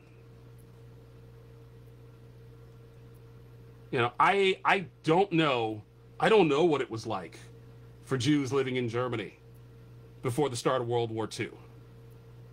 I have no idea what that's like. And I certainly don't know what it's like for any of the Jews that survived the horrors of the Holocaust. But when they tell me it happened, and they tell me what their experiences were like, when they say they were experimented on, when they say they were rounded up and thrown on trains and gassed by the hundreds, and used to test all sorts of things, you believe them. And it's easy to believe them now that we have photos of what it was like to break open those concentration camps. But it was happening that whole time. And Jews that were escaping, and some of the Jews that were escaping and had heard, I'm sure if they got away, they probably told them, they're taking people away on trains and we're never seeing them again. I don't know if anyone ever escaped any of the concentration camps and told people what was happening. But the truth is, a lot of times people don't believe that things are real until they see it. It's easier to believe that the world is good and everything is going to work out okay, because it means you don't have to change what you're doing. What you're doing is fine. What you're doing is adequate, and as long as you keep doing it, everything will continue to work out for you. And if you were the only person who was important, that would be enough. If you were the only person who mattered, that would be enough. And if you think I don't matter, and my cousins don't matter, and the people who look like me don't matter, then it's easy to go back and live your life that way every single day. The only reason the laws on homosexuality and gay marriage changed is because it became impossible for all of us to ignore the fact that we all had gay cousins, gay brothers, gay sisters. Some of our parents were gay. We had gay coworkers. Gay people stopped hiding who they were and what was happening to them, because hiding who they were and what was happening to them didn't stop them from dying during the AIDS epidemic of the 80s and 90s. Hiding in the shadows never helped anyone. Gay people had to be proud. They had to be able to stand up and say, I'm not going to pretend to be something I'm not, because pretending to be something I'm not just makes you happy. It doesn't make me happy. It doesn't give me any fulfillment, and it doesn't enrich me in any way, shape, or form. It makes me the worst version of me in order to keep you comfortable. And if you are willing to let somebody else suffer for your comfort, you don't deserve that comfort. You don't deserve to have everything shaped and molded to fit your way of thinking if it means that everyone else has to suffer hardships and trying times in order to make that happen. We're supposed to be sharing the responsibility as well as the rewards. So was there anything else you wanted to, anything you wanted to throw in or ask, or? I don't know. I just know that you had started this by saying that there were people who were asking you things, and I wanted to make sure you addressed what people have already asked you, and you had said that you wanted to open things up to a question and answer. Yeah. So I just wanted to make sure that we got to that. Yeah, I think I've illustrated as much as I can. I'm just going to go through a list of some of the more prominent incidences that have happened in however long a period of time. And I just want you guys to hear these names and hear these incidences and see if you even remember any of them. Some of them, a few of them at the end will be before your time, but the descriptions of them may not sound all that unusual to you. And then once that's done, I'm going to go ahead and open this conversation up. And if you guys have any questions, you got anything you want us to talk about or discuss, then we're going to make that available to you. So I'm going to start. They can call and we can hear their voice. Yeah, we can absolutely make that happen. So George Floyd, 2020, died from having a knee pressed into the back of his neck for 8 minutes. Ahmaud Arbery, 2020, chased while jogging by 3 white men and shot to death. The incident was recorded by one of the suspects. Stephen Taylor, bipolar schizophrenic, 2020, who was tased, shot, and killed when he refused to put down a bat. Breonna Taylor, 2020, shot and killed while she slept when officers executed a no-knock warrant at the wrong house. Her boyfriend, believing it to be a break-in, opened fire. The boyfriend, Kenneth Walker, was later charged with attempted murder on an officer, but fortunately, those charges have since been dropped. Tatiana Jefferson, 2019, shot and killed through a window in her own home by police. That happened because someone saw her front door was open and thought her house had been broken into. So the cops came around, saw her walking around in the house, and shot her through the window in her home. Stephen Clark, 2018. He was shot 7 times in his grandmother's backyard because someone thought that there was someone breaking into cars. And so the cops saw him in the backyard with his cell phone in his hand and thought he had and they said they thought he had a toolbar, which is a crowbar. Not something that fires at you. Right. But they thought he had it, and so they shot him 7 times. Amantic Bradford, 2018. He attempted to stop an active shooter, but was shot in the back of the head by a police officer who thought he was the shooter. By the way, I don't have it on here, but there was also an incident where a black undercover police officer was shot by his fellow cops. During the sting, when the cops were breaking in were stepping in to arrest the individuals that the undercover operation was about, they kicked down the door and started opening fire, and they wound up shooting the black undercover cop. I believe he lived, but the cop who shot him didn't realize he shot him until it was too late, and then he sat there crying and desperately dragging him out of the building, trying to save his life. And I believe that black cop retired from the police force. He didn't have a choice. Where did I leave off? Jamel Robertson, 2018, security guard who was shot and killed while he was subduing a man who had just shot 4 people at the bar where he worked. Botham Jean, 2018, shot and killed in his own apartment by a police officer who claimed she thought she was entering her apartment and that it had been broken into. Terrence Crutcher, 2016, shot and killed by police responding to a 911 call reporting a possible motorist in distress. His car was stopped in the middle of the road. He was standing outside the car, looking dazed and confused. One officer tased him, the other one shot him when she said he was trying to reach into his car, but at least one witness said that his window was rolled up. Philando Castillo, shot and killed by Geronimo Yanez during a traffic stop. Geronimo Yanez was charged with second-degree manslaughter, but was later acquitted. Philando Castillo was a licensed gun owner who informed the officer that he had a gun because he, like a lot of black gun owners, didn't want the cop to see that he had a gun and panic. So he informed him ahead of time, I have a gun. And the cop said, don't grab it. He said, I won't. The cop said, okay, get your ID for me. He reached for his ID, and the cop shot him in front of his girlfriend and her daughter.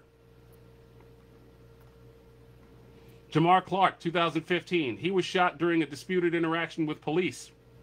No charges were filed against the officer.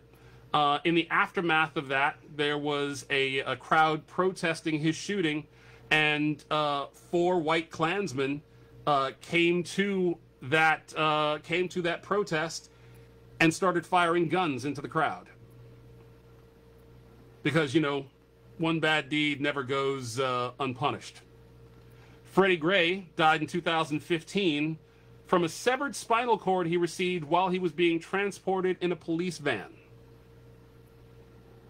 That's what we used to call a rough ride, where if you got taken in by the cops, they would handcuff you, put you in a car, but they wouldn't belt you in. And then they drive over some incredibly rough or uneven ground so that you get bounced around back there. The officer in that case was charged with depraved indifference murder, manslaughter by vehicle, and misconduct.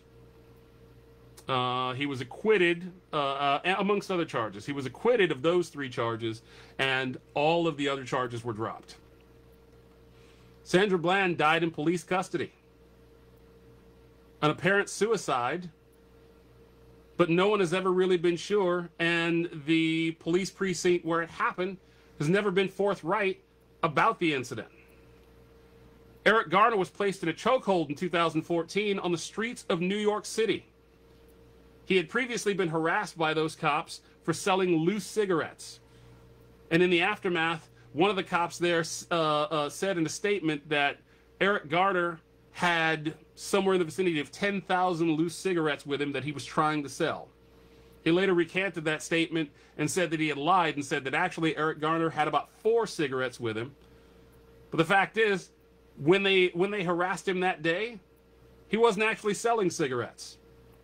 But it didn't matter because they'd harassed him about it before. He got upset and yelled at them for constantly harassing him. And what did I say earlier? The greatest fear amongst most black people is being perceived as an angry black man. Because if you get perceived as an angry black man to a police officer, someone throws you in a chokehold, you wind up screaming, "I can't breathe," on the street. And when you die, they then handcuff you and don't get you medical attention immediately. Also in 2014, Tamir Rice was a 12-year-old child. He was a 12-year-old child with an airsoft gun playing on a playground. And someone called the cops, and the cops showed up, and within 2 seconds of getting out of their car, and I want you, just as an experiment, to try and see how quickly you can say, "Police, drop that weapon," and see if you can get it more than once before 2 seconds. Because within that 2 seconds, they pulled the trigger, and they killed that 12-year-old. And something you should know is that one of the officers, Timothy Lehman, who pulled the trigger, he had actually been at a different police force, and he'd had problems at that police force, and they were going to fire him. So rather than letting himself be fired, he quit. And because he quit before they fired him, it didn't go on his personnel file, which means that when he got hired in Cleveland, there was nothing on his personnel file, and unless they called into the other precincts to check on his background, which most police precincts don't do unless there's some indication in your file that they need to look at it, there was no indication that there was anything to worry about. There was nothing on his permanent record. The other officer had placed a citizen in a chokehold and struck her body repeatedly. That citizen then filed a lawsuit against the city. But that incident wasn't in his police file either. So you ask me about things that we can do to make changes. Incidences like this, whether the officer is fired or not, whether there is a settlement or not, if an officer assaults a citizen, those incidents need to be in a police file. If an officer is going to be fired because of incidents that they've had or problems they've had on the job, those need to be in the file whether that officer quits or is fired. So that if they try and get a job in another city, that evidence is there. And if that city sees that evidence and chooses to hire that person anyway, now we know who to blame. But we have to stop giving cities the opportunity and police precincts the opportunity of saying, "We had no idea he had problems in the past." That is a solution we can make right now. Mm-hmm. And that does not require legislation. That requires people who live in communities who are willing to say they are not willing to accept that that is the standard procedure and that is the standard practice in their policing. They demand that their police engage in that behavior every single day. If there's an incident, it goes in your record, good or bad, whether you stay in the precinct or you don't. 2014, John Crawford was at a Walmart.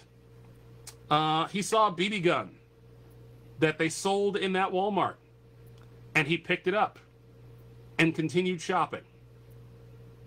And then he pulled out his cell phone to talk to his family. And someone in Walmart saw him with this BB gun that, again, they sell in that Walmart, and called the cops. And the cops came and shot him. We've got a guest. But yes, the cops came and shot him for holding Basically something he was talking about buying. A toy.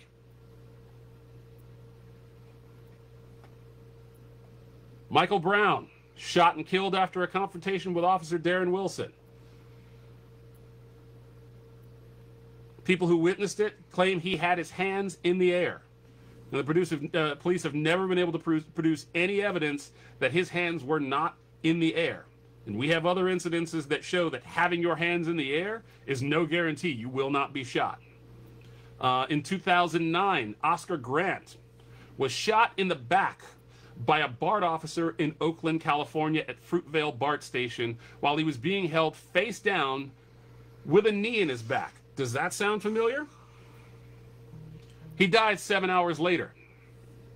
The officer was sentenced to 2 years for manslaughter and served exactly 365 days. And a year after he was released, he filed an appeal to have his record expunged so he could go back to work as a police officer. Fortunately, a judge refused to accept it. But that is the world we live in. This also created a huge precedent because the officer who shot him claimed that he had intended to pull out his taser and he accidentally grabbed his service pistol. And they found an expert who was willing to testify on something I believe called slip and catch, which is when in the heat of the moment an officer intends to grab their taser and accidentally grabs their service pistol. And they gave it a name so that someone could use it as a defense, which they have since that incident. Katherine Johnson, 2006. Katherine Johnson was a 92-year-old woman living in Atlanta, Georgia. And she was killed in her home by 3 undercover police officers who executed a no-knock raid on November 21st in 2006. She assumed her home was being invaded because she lives in the South. And someone just kicked her door in. So she grabbed her pistol and fired a shot. And the officers then fired 39 shots in response, 5 of which hit her. And 5 bullets is usually enough to kill a 92-year-old woman. One officer was later convicted for planting 3 bags of marijuana in the home, and other officers were also convicted on charges of manslaughter, making false statements, and conspiracy to violate civil rights resulting in death. Because they were at the wrong house and did not want to accept that they were going to get in trouble for killing this 92-year-old woman who was not the person they were looking for. So they planted drugs in her home and were later caught. Rodney King's beating in 1991 was one that each and every one of you of a certain age saw. And most of you have seen video of if you weren't alive back then. But if you were, you know how terrible it was.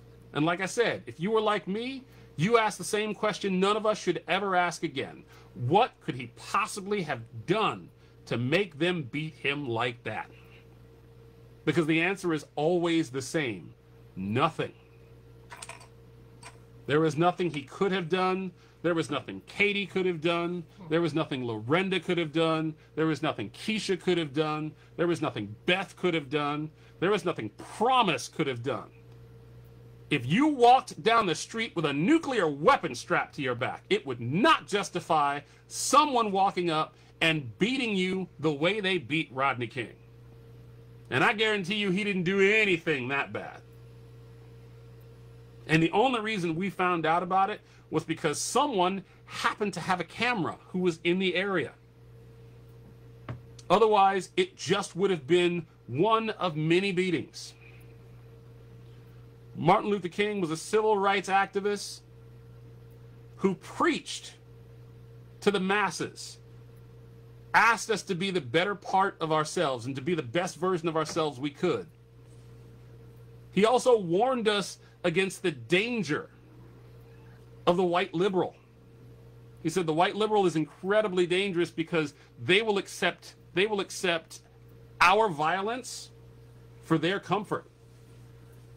And we can't have that. We can't have people willing to sit here and say, but I'm okay, so that must mean it's okay for everyone else. We just can't. And by the way, Martin Luther King's peaceful protests ended with him being sprayed with hoses, attacked by dogs, watched by the FBI, branded an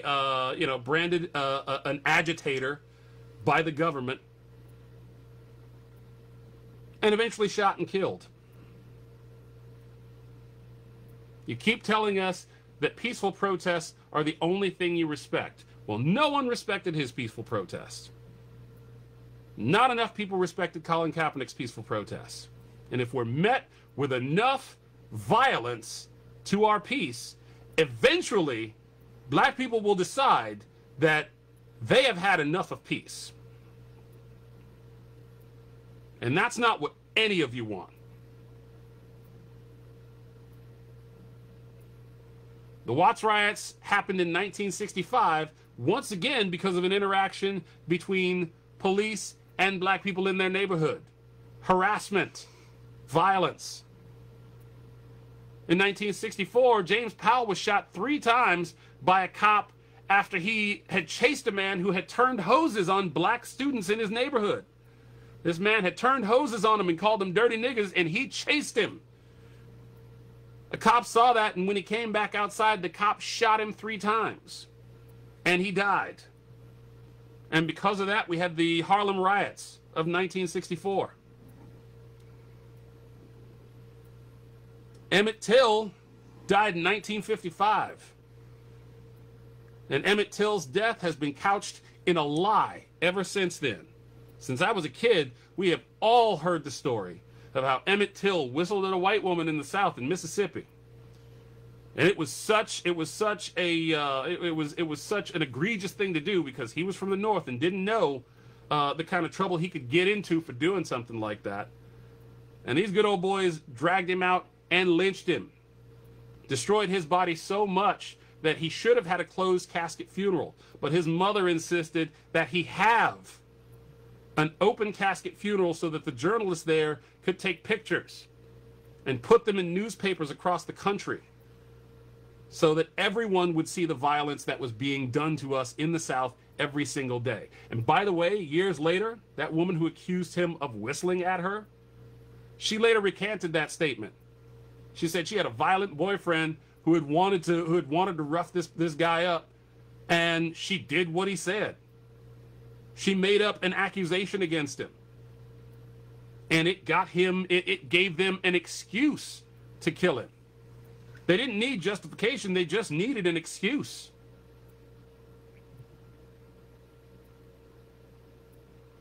This is a history that's just back to 1955.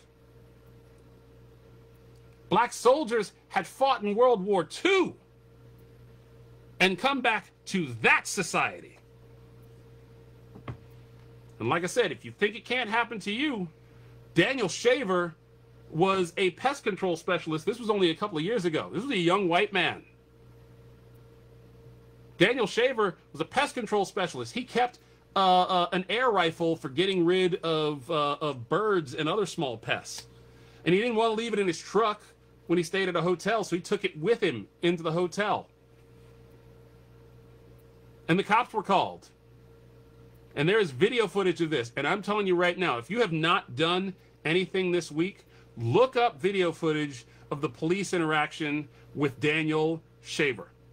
It is one of the most heartbreaking things you will ever watch, because he basically crawls out and throws himself to the ground, and the cop is itching to kill him. The cop keeps telling him, if you do not do exactly what I say, I am going to shoot you. I will take any movement you make as an aggressive action, and I will use that as a reason to kill you.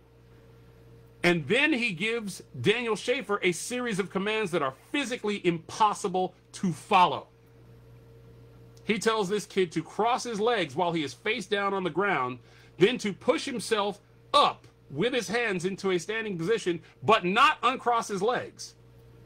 And then when he gets up and his hands start to come down even slightly from trying to keep his balance, he tells him to keep his hands up or he will kill him.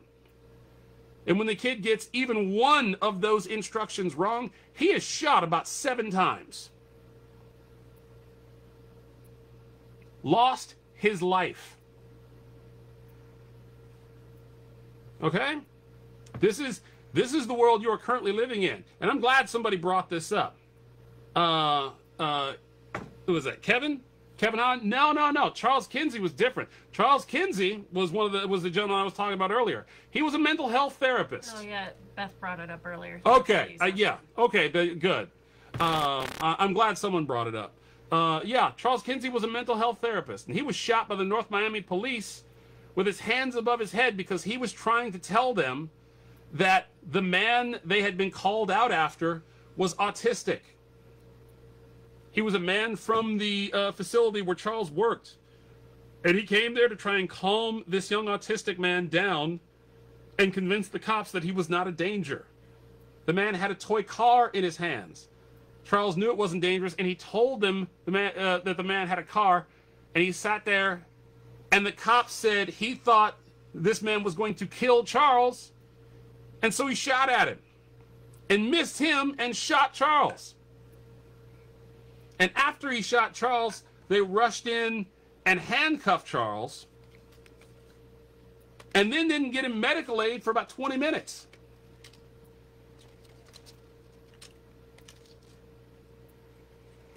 And yeah, the cop who did it was found guilty of negligence. He got 1 year administrative probation and 100 hours community service. He was also told to write an essay.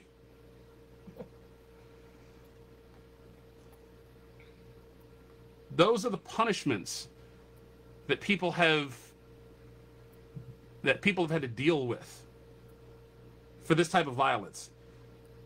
I shouldn't accept it. You shouldn't accept it. No one should accept it. It should be the most unacceptable thing about us. We should be beyond this, but we're not. And maybe we're never going to be. But at the very least, we ought to be trying to be better than we are right now. So, I'm going to go ahead and open this, if you're okay. I'm going to go ahead and open this up. We've been at this for 2 hours. Yeah. I'm going to go ahead and open this up to all of you guys. If you have any questions, if there's a subject you want to talk about, or you want me to talk about, I would be more than happy to. John just brought up the 1921 Tulsa Massacre. That is the Tulsa Race Riot, for those of you who don't know. Tulsa was home to an area known as Black Wall Street. It was one of the only prominent areas in the country that had a number of black-owned businesses. It was successful black businesses, black banks, and that's one of those things that people don't realize was such a huge privilege, because even to this day, in a lot of black neighborhoods, there are no banks. And that seems counterintuitive. Like, most of you have never lived in a place where there's not a bank, but Thanks, Kyle. thank you, brother. But yeah, a lot of black people live in neighborhoods where there are no banks, because if there are no banks, you can't get a home loan. If you can't get a home loan, you can't own a home and build equity. If you can't get a business loan, you can't start a small business and provide jobs for people. And if you can't deposit a paycheck, you have to go to a business called the check cashing place. And you have to cash your paycheck rather than putting it in a savings account or in a checking account, which allows you to have, backing and possibly, have enough money at a bank to maybe get a credit card and build credit. So no, you cash that check. And by the way, that check cashing place charges you a fee to cash your payroll check. You don't have a choice, because there's no place for you to deposit your money. And your job isn't going to pay you in cash. And that is a reality that still exists to this day in neighborhoods all over this country. Primarily neighborhoods that were redlined in the 60s and 70s so that they would remain black. So yes, the Tulsa Massacre was one of the absolute worst incidences in American history. Once it started, the violence did not stop until all of Black Wall Street was burned to the ground. There were individuals who had planes, and they were actually dropping firebombs out of planes onto the citizens because they could. Black people were defending their homes with guns, and that was seen as an as a reasonable excuse to unleash hell on an entire society. Because black people don't have the same, didn't, and to this day still don't have the same rights as their white counterparts. You're not allowed to defend yourself. You can't. You will always be seen as the aggressor. Hey, Mindy. Let's see. Got a few questions going. Sure. Jason says, do we have selective outrage? More than 5,000 people are killed by general homicide each year. We don't know any of their stories. It could take 10 years of police killings to equal that. Yeah, no, we don't have selective outrage. Because here's the deal. One of the things that happens in this society is we tend to group things. And you used to hear a lot in the news about the huge problem we had in the inner cities of black-on-black crime. That they had to increase policing in black neighborhoods because black people were killing each other at a ridiculously high rate. But what you didn't hear in any of those news stories, and it has proven out over the years, is that the rate of black homicide violence in the inner cities, of black people killing black people, is pretty much the exact same rate as there is of white people killing white people in predominantly white communities. And there's a really simple reason for that. Like, it seems counterintuitive, but it's actually very, very simple. If you engage in a violent activity, you are far more likely to do that violent activity against the people who are close to you. All right? If you have a gun and you shoot someone, you're far more likely to use that gun on your family member than you are on some stranger who comes into your home. Violence is less about race and infinitely more about proximity. If black people live primarily in neighborhoods where only black people live because white people don't want to move there, if there's gun violence, it's going to be black people killing black people.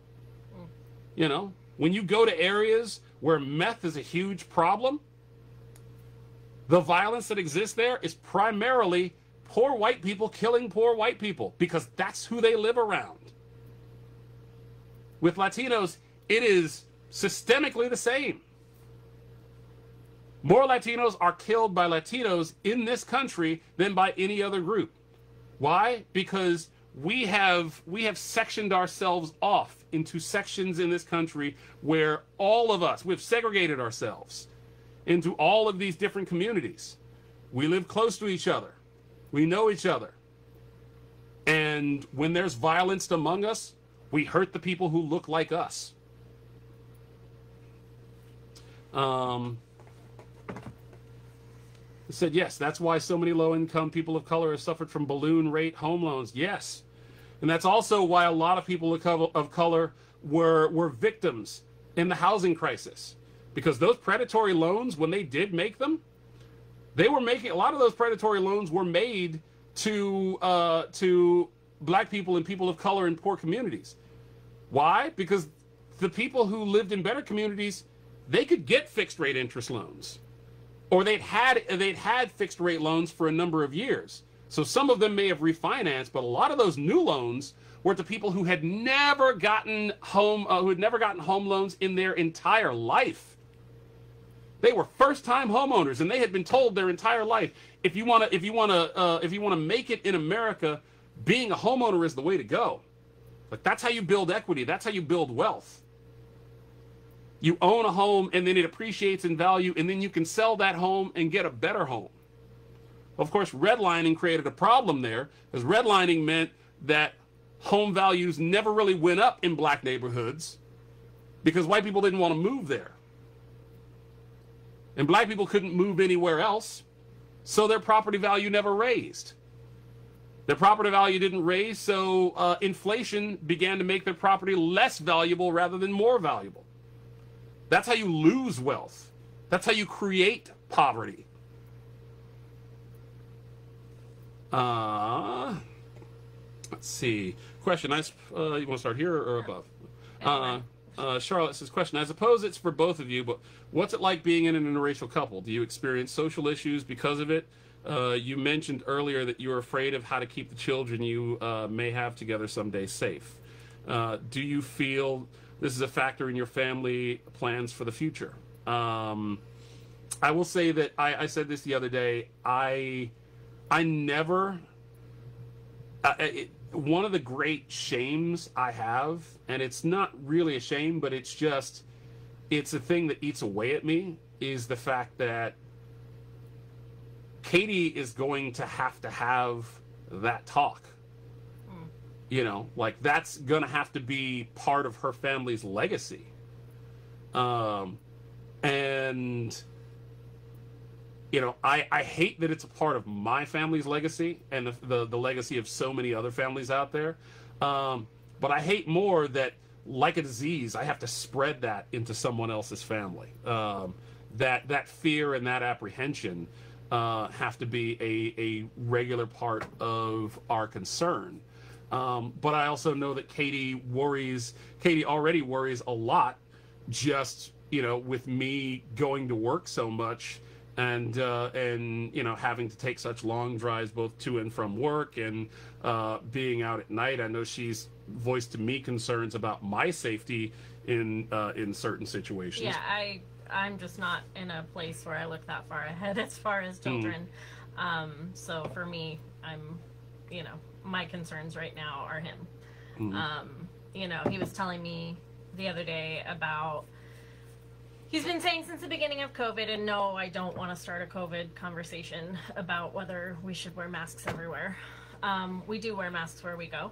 But his big concern in the very beginning of this was, now you're going to have everyone wearing masks and walking into places, and even more of an excuse to say you think they're shady, you think there's something, they're up to something, or, you know, and then it's make your own cloth ones and people are using bandanas, and you know what I mean? It's like all of a sudden it's, I don't know. So you can maybe better voice that, but tell them what you said about the neighborhood. I told her earlier, I said, I love our neighborhood. I love our neighbors. I've never had a bad interaction with any of our neighbors in this area. Our neighbors are very, very sweet. And as you heard earlier, when my trunk popped open because my keys were in my pocket, they're always sort of looking out. If they see my trunk open, they'll call one of us to let us know so that we can go outside and close the damn thing. And it happens all the time. That being said, when this whole COVID thing started and they said everyone had to wear a mask, I sat there and I was like, that means I have to go out less often. And I don't walk my neighborhood at night. I don't, you know, I don't exercise as much as I should, because, you know, I prefer to be able to walk my neighborhood when it's cooler. But I don't like the idea of me walking my neighborhood while wearing a mask. And God forbid, you know, like the thoughts running through some of my neighbors' heads of this large black dude who, with a mask on, maybe they don't recognize me. Or not our neighbors, just people coming down our street, you know? And he said, you know, it's one thing when I pull up in my car and I come up to my front door in the dark. And it's another thing if I've gone for an hour-long walk and I come back and someone else is on my street and sees me walk up. What he often does when he gets out of the car is go up the side of the house and go to the backyard because he's often unloading stuff for the garden and things like that. But think about, it's dusk, it's dark, it's whatever, and this tall, large black man in a mask is walking into the backyard of some house. Yeah. Without coming from a car, just walking up. And that's an actual concern that he has all the time, that it doesn't cross my mind like it does his. Obviously, I think of these things, but not anywhere to the extent when he tells me these things and I realize, oh my God, this is something you're thinking about all day long. Mm-hmm. And I can't, I don't know what to do. Yeah, and you know, unfortunately, that's the reality. When they first said everyone had to wear cloth masks, I'm guessing a lot of you thought, well, that's an inconvenience, but a lot of us thought, shit. Well, that if they thought I was a suspect before, me walking around with a mask on my face or a bandana, and I keep seeing all of these instructions where, like, you know, the TV doctors is like, you can make a simple cloth mask with a bandana, and I'm like, yeah, no, but the association society has with a black man wearing a bandana over his mouth is not one of someone trying to avoid spreading disease to others. And I just can't trust that everyone is going to have a rational response to seeing me that way. And certainly, we had a moment, maybe I'm diverging, but no. a couple of weeks back, and went to a friend of ours to go swimming, and spent the day there and went swimming and had a really nice time. And of course I left my phone in the backyard, and we left late. You know, it's after midnight, and we get almost all the way home, and I realize it. So we're calling our friend, and we're texting, and we're calling it, you know, saying, hey, you know, I gotta come back. I gotta try and get my phone if you're still up. So we decide, you know, we'll just go over and see if they're still up. And at this point, it's, you know, 1 in the morning, maybe later, and it's like, well, I don't really want to ring the doorbell and wake the family. Maybe I should just, you know, let's just text her and let her know we might just go around the side, because I know it's in the backyard. It's not in the house. It's right up the table right by the side door. And I, at first, look at him just in my, you're my tall husband, go to the side gate that you can reach over to unlock. And kind of this like, why are you going to make me go? It's the middle of the night. And before I opened my mouth, thank God, it occurred to me that, A, it's not smart for either one of us to walk up the side of the house, but if anyone's going to do it, it's got to be me. Because, yeah, her family knows we were there and they're fine, but the rest of the neighbors don't. And at 2 in the morning, unfortunately, 6'7" black man up the side of the house is not okay. Mm-mm. And me going up the side of the house, yeah, there is still a huge chance someone's going to call the cops.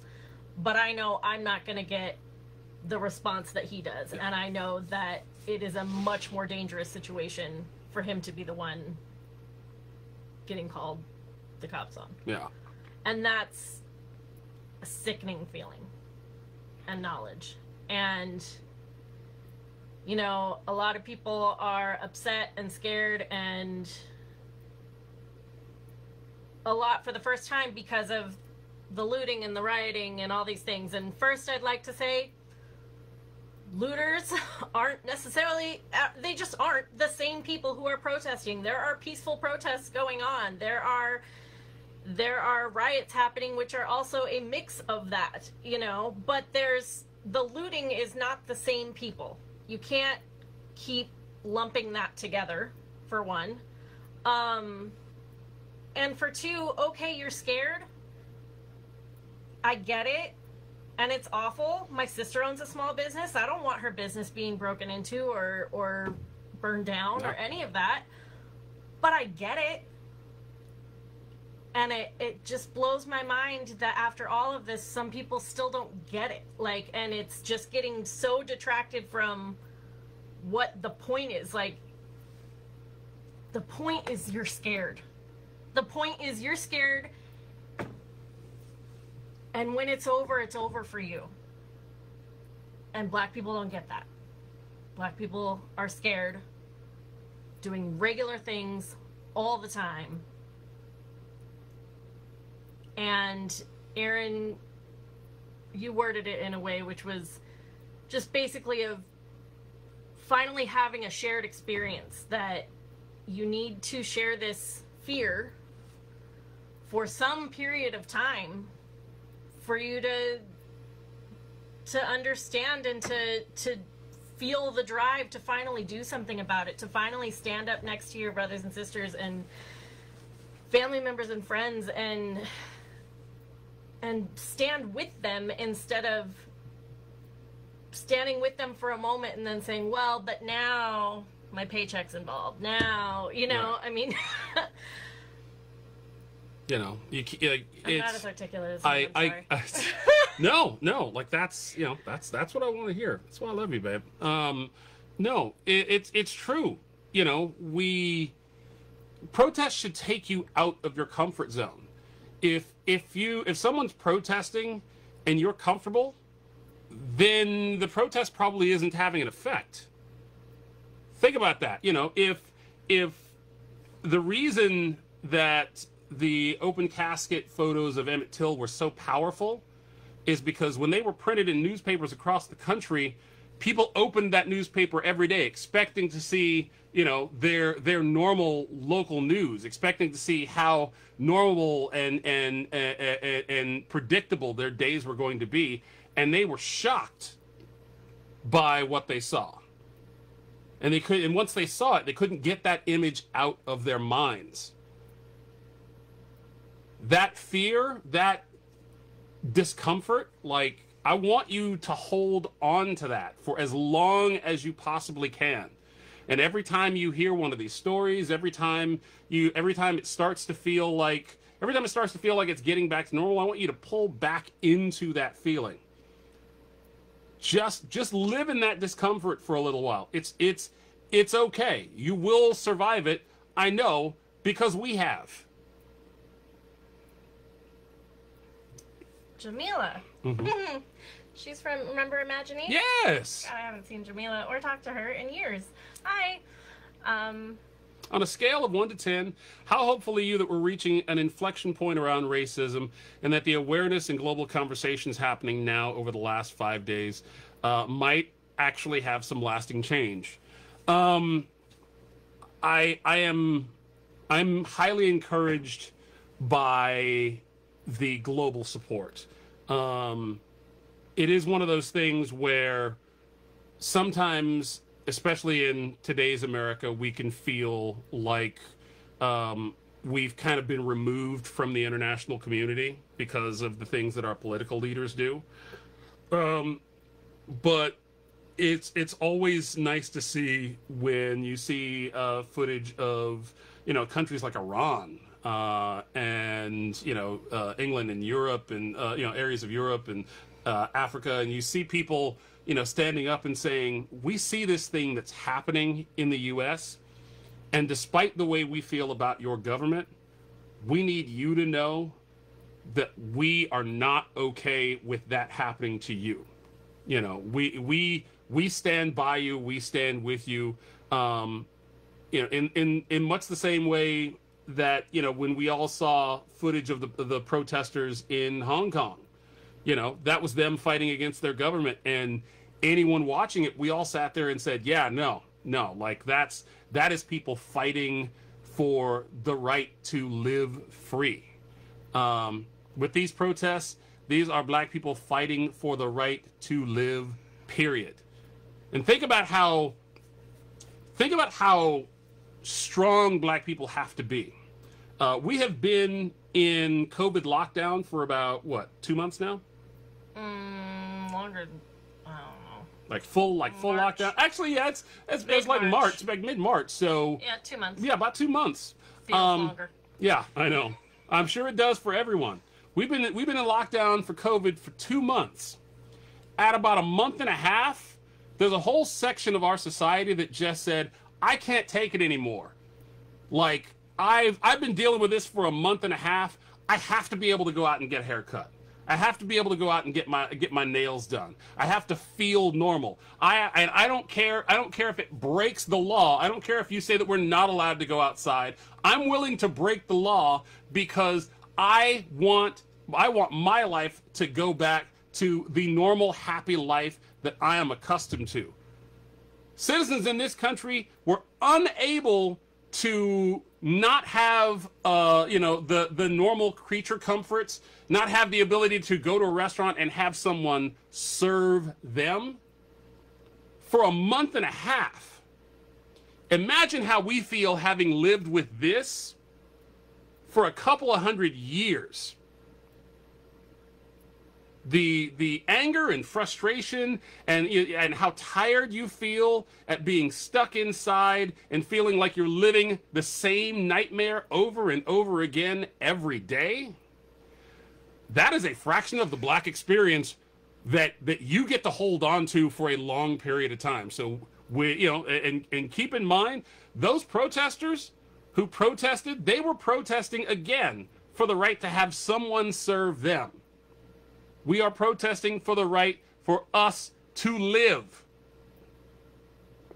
There is a huge difference, and I hope, I hope that the conversations we are having right now, I hope they spur people to continue to talk about these things. But I fear, to answer your question, Jamila, I fear that the true inflection point isn't going to happen until the people who are comfortable have lost so much that they can't afford to not change something. I really hope it doesn't come to that.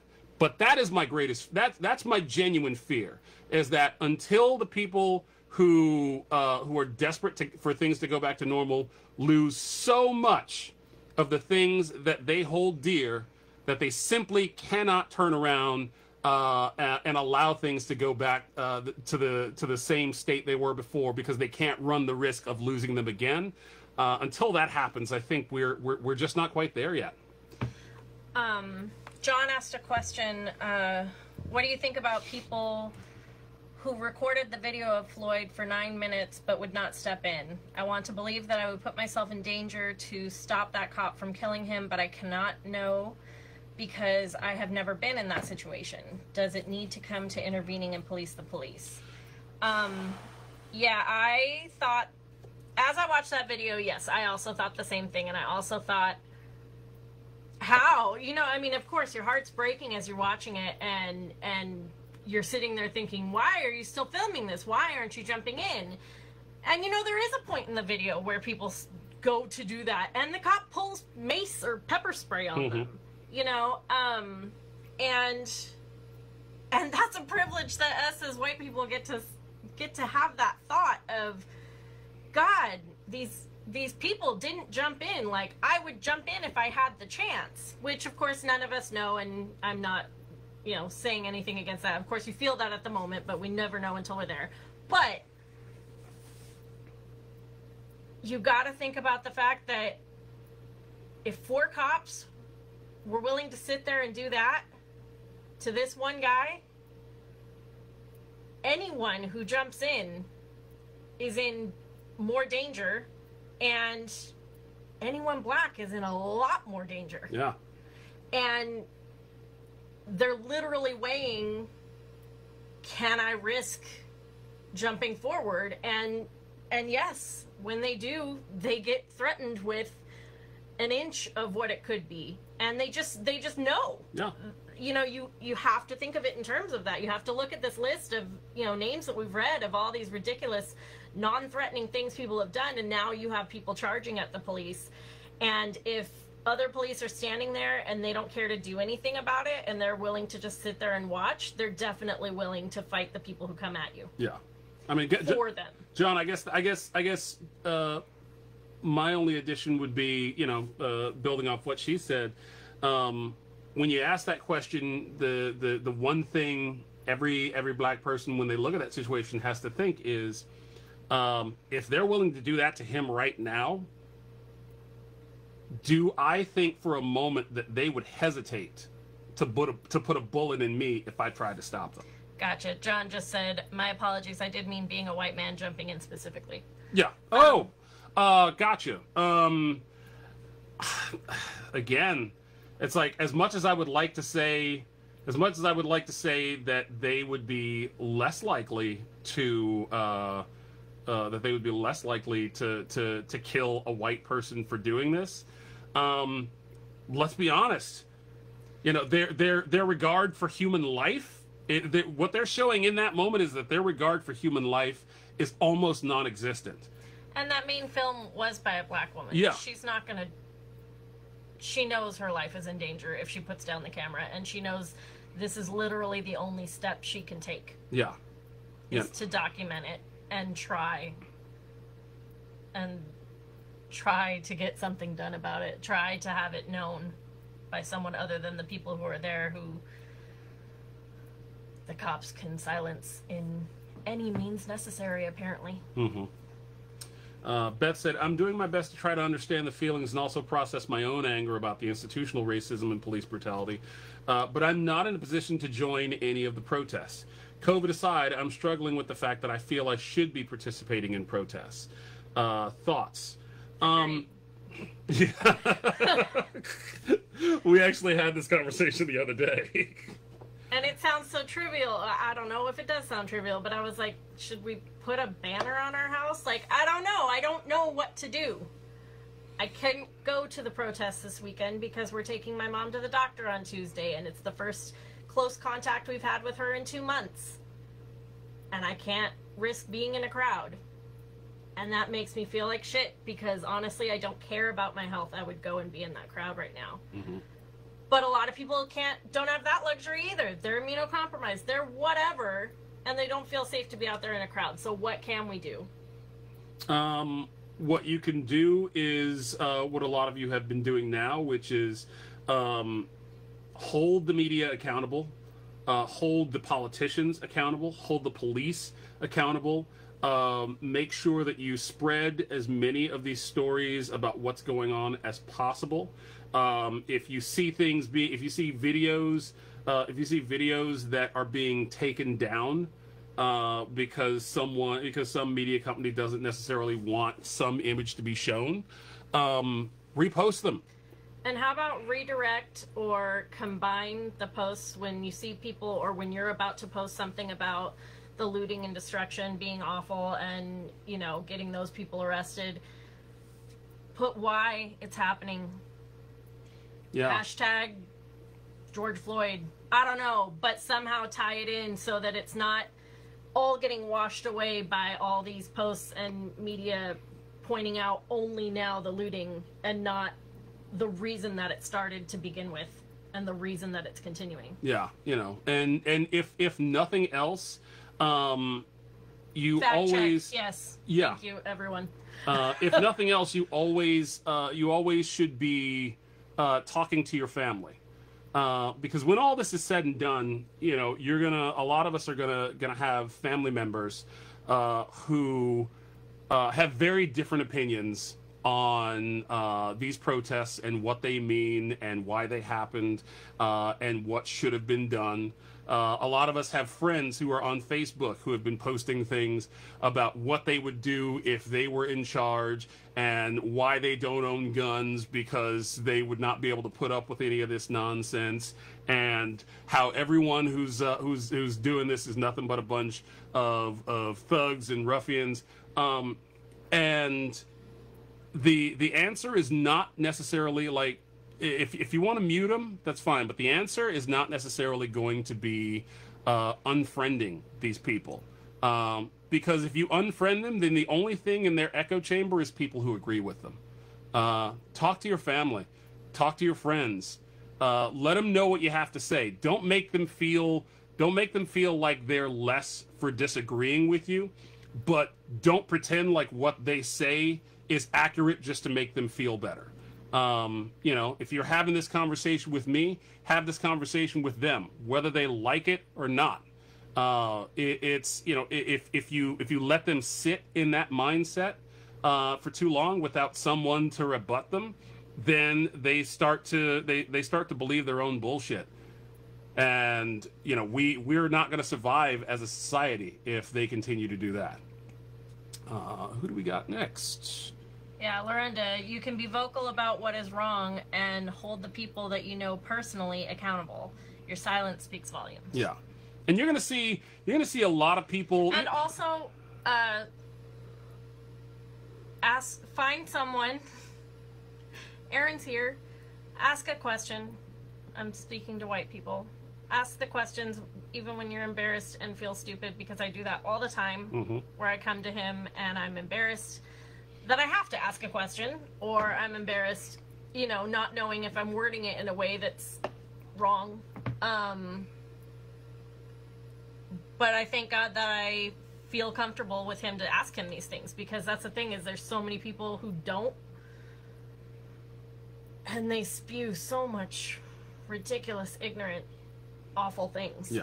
You know, and the only way you learn about anything is by asking someone who knows. And you just gotta trust that even if your question is stupid, if you're willing to learn why and how to make it, you know, then that's what matters. Yeah. The number of times in recent weeks that I've seen someone, you know, talking about how, you know, how all of this is being drummed up, and it's the issue with racism is not as big in this country as we're making it out to be, and yet these are the same sons of bitches who spent a year talking about how sad it was that Harambe died. And they don't go to, you know, they don't go to freaking SeaWorld anymore because they watched Blackfish. You know, like they'll glomp onto to any social issue, and they're proud to say that they're part of these things. But for some reason, they think that black people are making up all this shit because it makes them feel bad about it. Like, I'm sorry, but if you sit there and you see video of someone dragging a dog on a leash and that pisses you off, if you see someone, you know, if you see someone abusing a cat or another animal and it makes you mad enough to debate and yell at that person and post on their shit and try and find out information about them, but you see a man with 3 people kneeling on his back, one of them with his knee and his neck for 8 minutes, and you sit standing and watching, and one standing and watching and preventing people and trying to talk down to the crowd, saying, you know, hey, look, this is what happens when you're on drugs. When you're on drugs, all right. If you can watch that and not be as upset as you were about the death of Harambe, or not feel that you can speak up and say anything, like, I'm gonna stay silent on this one because you know, like, that's enough. That's fucked up. You need to join the conversation. You need to say something. You need to, if you're willing to join in and comment about a gorilla or an animal torture, you got to be able to speak about this. And by not doing it, you're saying a lot.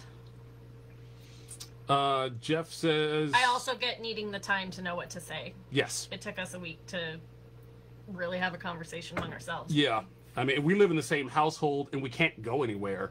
And this was still not a conversation that we were having, just because there was a lot to process, and neither of us wanted to really jump into this until we really had a chance to pull some thoughts together.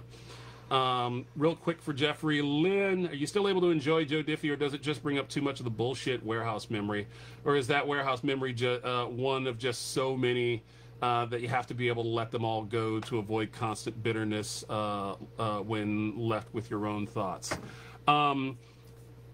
Jeff, I'll say this: if I allowed myself, and I'll say this on behalf of all black people in the country, if we allowed ourselves the privilege of not associating with the things we love that have been ruined by racism or bigotry or societal unfairness, we basically would be, you know, hollow husks with nothing left, because there literally would be nothing left for us. You know, we wouldn't be able to enjoy sports. We wouldn't be able to enjoy music. We wouldn't be able to go out and do any of the things we do. We wouldn't be able to vote. You know, I mean, we live in a country. We live in a country where in the last couple of years, you know, America was stunned and shocked to hear recordings of Ronald Reagan call Africans little monkeys who didn't know how to wear shoes, whereas all of us were going, Well, yeah, I mean, he was saying that about us. He was saying that about us in the 80s, and enacting policies that made it more difficult for us, for our families to stay in the middle class. So yeah, no, it doesn't surprise us at all. We just kind of have to pick and choose and hold our noses. But I got to tell you, it is one of those things where when the things you love get tainted with that kind of shit, it does make it a lot harder to enjoy the things that you really care about, and you just kind of have to decide whether or not you're willing to let someone else take that joy from you. Also, I am seeing it happening already, which it always does. I mean, that, yes, these are not the only atrocious things happening in the world. Yes, there are other communities having the same or worse in different ways. You know what I mean? There are so many things going on for so many different groups, and me as a woman, I can understand a fraction of what he understands as a black person.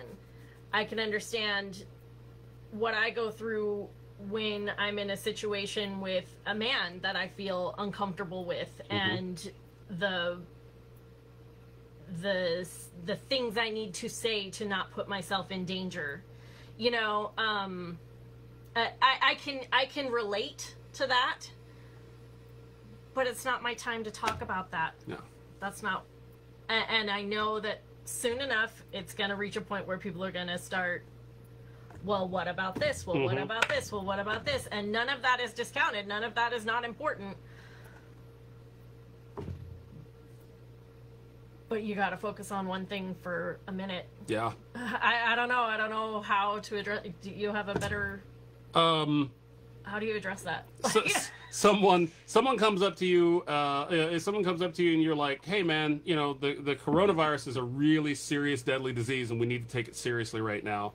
And he says, "Well, I mean, all diseases are deadly, you know." Like that is what we hear when someone says. That is what we hear when someone says all lives matter. You know, like we feel like we shouldn't have to say Black Lives Matter too, because we assume it's inherent. The notion that like we're saying Black Lives Matter because historically our society has acted as if they don't. But if that's what it takes, I will call the National Black Coalition and I will have all the signs changed. It's fine. Fuck it. I'm okay with it. It's a little bit of extra paint and maybe, you know, a little bit of extra time in Photoshop, but we'll get it done if everyone can agree that that's what it takes to actually make this thing come together the way it needs to. Because I got to be honest with you, man, we are sick. We are sick to death, and we need all of this to get better. We need all of this and everyone involved to get better. Let's see. Yes, you can be vocal about what's wrong and hold the people. Yes, that was what you said earlier. Sorry, there's so many now. We're talking for too long and not answering questions. Thank you guys for asking. Please. Let's see. There. I saw a question from Risha that I wanted to address, but there are a few right above that I'm not. Okay. I don't know if you want to look. Let me just grab this one real quick. Kevin says, "What can I do in my daily life to try to make a change?" Kevin, you're a good person. You're a good person. You work your ass off every single day. I think you're going to make a change by the interactions you have with people. You know, I think it's going to be, a lot of it's going to be a see something, say something. You know, if you see someone, if you hear someone having a conversation with some presumption, I think it's really. This comment addresses it as well. Which one? CG? There's a list of resources for things you can do if you can't attend a protest. Donate, read books, watch movies, people to follow on social media. Absolutely. You know, like you should be focused on all of those things. You know, every day you're all going to come into contact with anywhere between 5 and 105 people. And every one of those interactions is a chance to make the society around you better. You know, if you when you're talking to your family members again, hold them accountable, love them, but hold them accountable. You know, if you don't tolerate that kind of behavior at work, even if your work doesn't know it's happening. You know, hold your coworkers and your fellow students, and you know your elected officials and your police departments. You know, everyone needs to be in on this. There's lots of books you can read, but more importantly, I would like all of you to talk to the black people around you, and whenever possible, talk to them. Don't talk at them. In these situations, you, I know in other parts of the country it's really late, so it's Yeah. really late here. So Yeah. thank you guys for hanging out. Yeah, I really, one of the things that's gonna help bridge a lot of these gaps is black people have been saying this stuff for years, and we feel like no one is listening to us. We feel like our voices aren't being heard. And when people feel like their voices aren't being heard, they will do anything, including setting fire to things, including breaking things, including beating things and people, if it means that someone will finally listen to us. If you tell a kid, that they're supposed to do something, and then the only interactions you have with them are negative, you know, like they're going to associate doing things with negativity. You gotta have positive confrontations and interactions with people on a daily basis. You know, we have been met with anger and violence for so long that for a lot of us, that's all we know. You know, and if you have black neighbors, go and talk to them. Get to know your neighbors. You know, get to know them on a personal basis. Don't get to know them because they're black. Get to know them because they're your neighbors. I think where you've donated and encouraged other white people to donate, which offices you've called, emailed, and encouraged other white people to do the same. Action is great. Talking about feelings, looting, not so much. You can reach white folks that won't hear us. Obviously, groups like the Southern Poverty Law Center, the NAACP, what's his name? There's a number of political groups who are involved in things like criminal justice reform, societal upheaval. If you know of any local groups or charities that work with that help place and aid single mothers or families who have and you guys have already been doing this, but feel free to keep commenting suggestions. Yeah, we should we should put together an entire list. I could use it. Yeah, we should put together an entire list of organizations that are working with these groups to aid and bring awareness to everything that's been happening. Got a question from Risha. Risha says, I feel stupid asking this, so I want to post something in support. I'm not standing by in silence, but I don't want to offend my people of color friends. I've seen some posts recently from people of color friends that seem angered by white people posting. What is a helpful post? I struggled with that too. It took me, a week to come up with something that I was willing to. I couldn't even come up with something I could write because I just couldn't find the words. I wasn't processed there yet, but something that I was even willing to share and forward that someone else had posted, definitely that was part of what started our conversation last night, because I was like, I came up with something, I posted it, did I do right? You know, like, I don't, but yeah, I totally agree. Do you have an answer? Yeah, I mean, that's a tough question. And Risha, I will say this right now, people of color around the country are very angry. And none of that is directed. None of the people you know are angry with you. They're angry with society. It is possible that in the next few weeks, you're going to experience some of that anger being lashed out at you because you are the white person closest to them, or the one in their circle of friends that they can lash out at.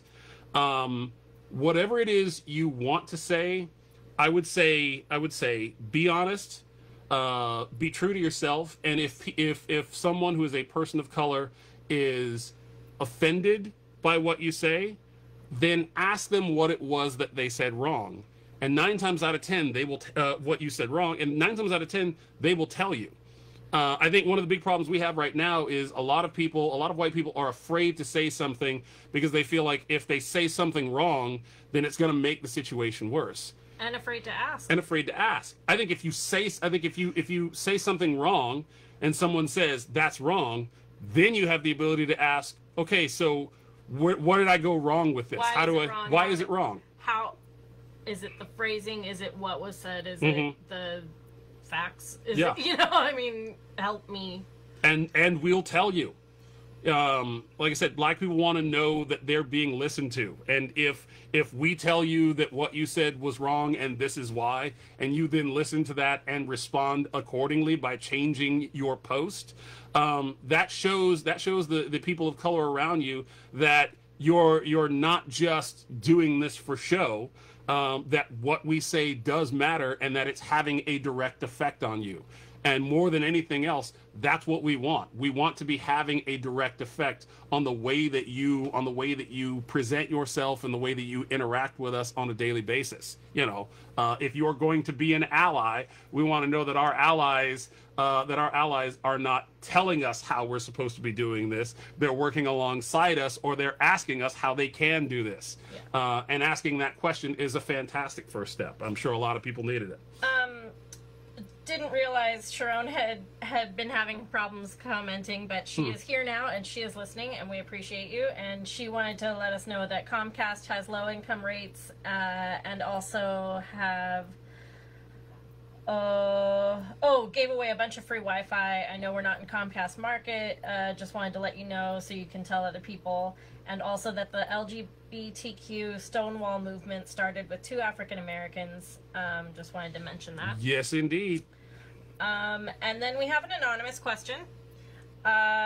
This seems too weird to post, but more than once I've had people comment on how I seem to, quote, get along so well with black people, or ask how I have so many black friends. It just tells you how segregated and uncomfortable people are. That was not a question, but that was a good statement.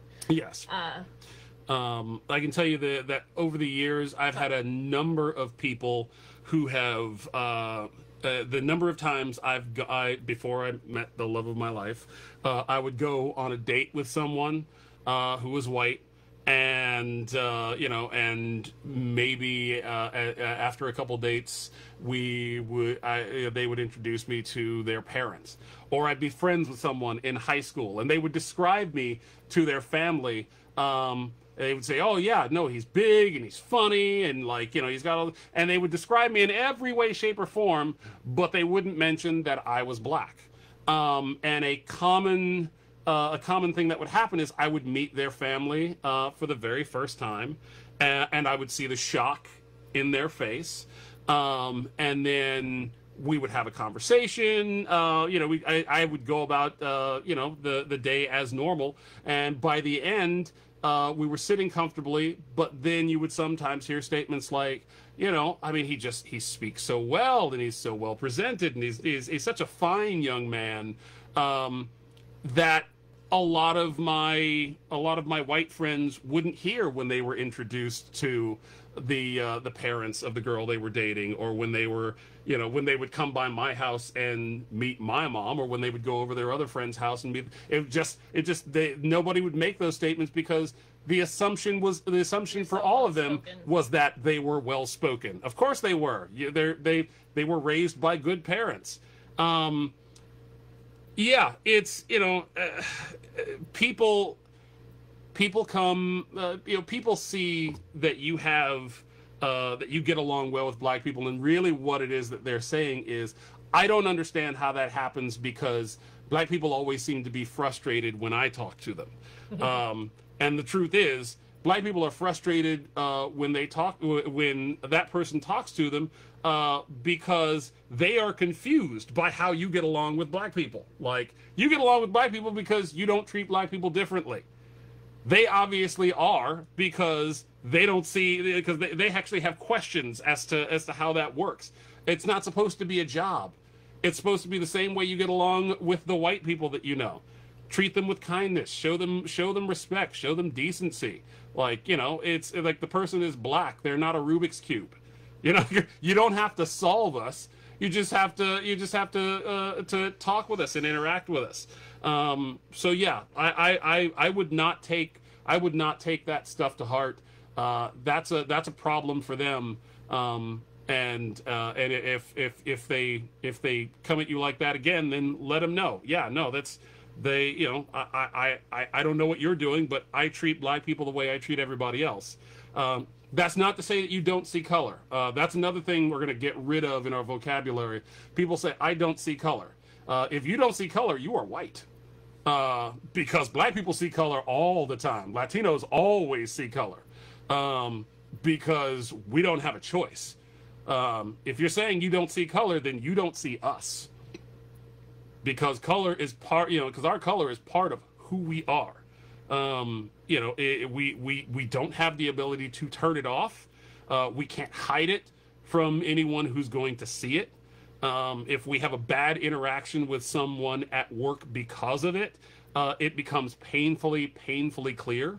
So please don't tell us that you don't see color, because, you know, we want you to see us. If you don't see us, you won't hear us. I think, what do you got there? CG. Personally, I stop myself from sharing posts where I'm upset about a photo and want to speak out against it. Sugar. But the photo Charlotte. depicts violence against a person of color.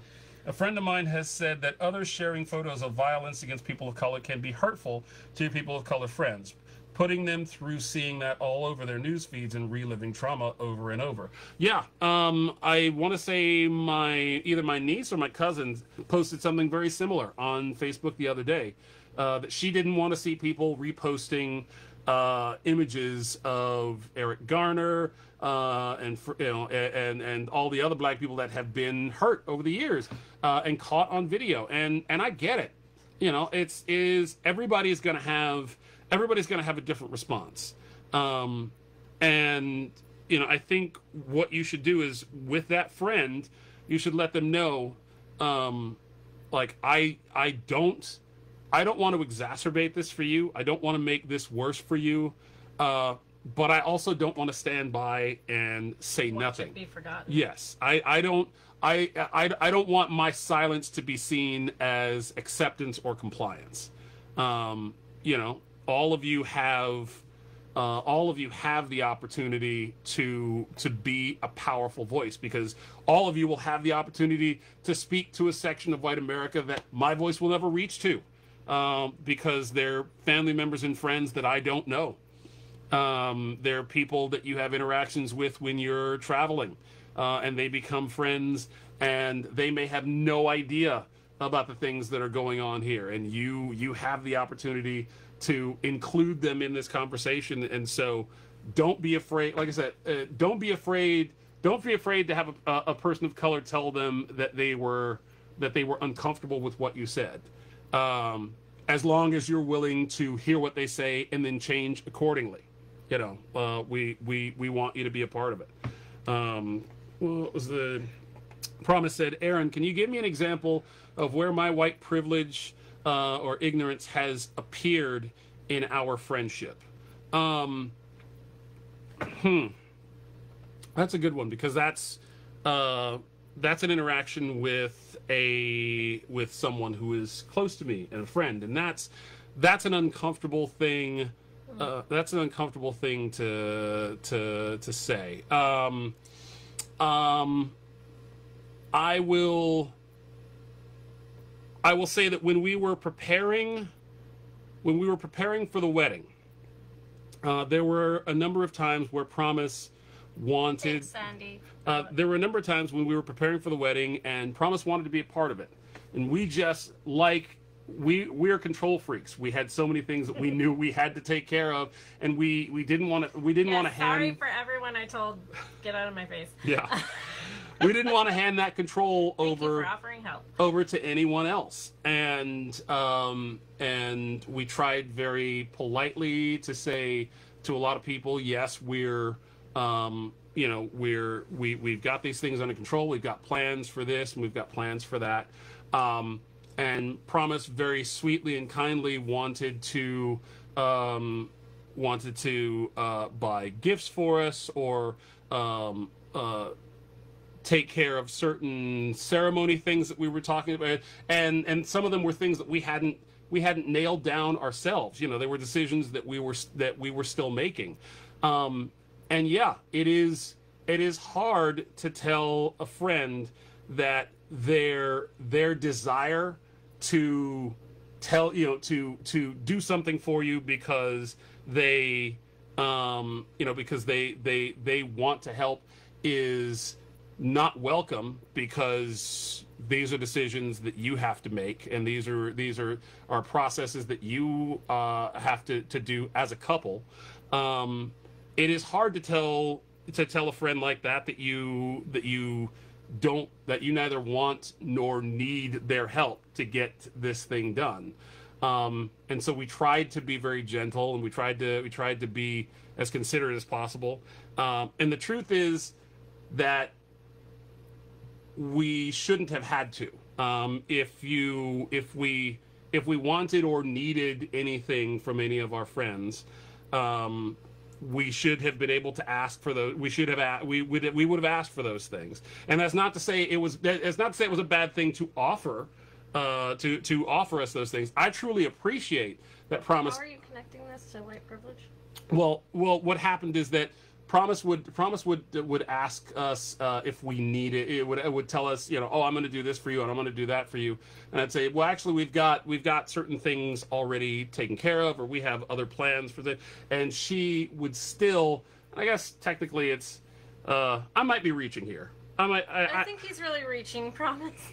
I'm sorry. I might be reaching here. Like I said, that's a tough question, and the truth is, it's a tough question because if your white privilege or ignorance has appeared in our friendship, it was probably in an incident that I didn't harp on, or that I didn't hold as an issue, that I didn't hold on to in some way that I didn't feel was aggressive or offensive in any way. Or I would reach to say that maybe she doesn't have those instances with you very often for it to stand out. Yeah.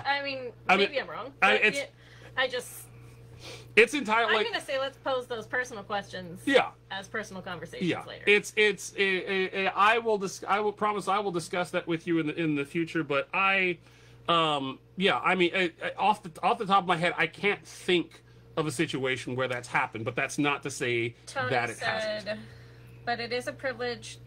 Doesn't listen to someone's boundaries is relevant. Okay, I think fair enough. So she's saying that's kind of where you were tying in. Yeah, that individual boundaries do need to be respected, and that sometimes Black people feel that. Sometimes I feel, in particular, that that my boundaries aren't respected by the people I love and care for, and part of that may be that.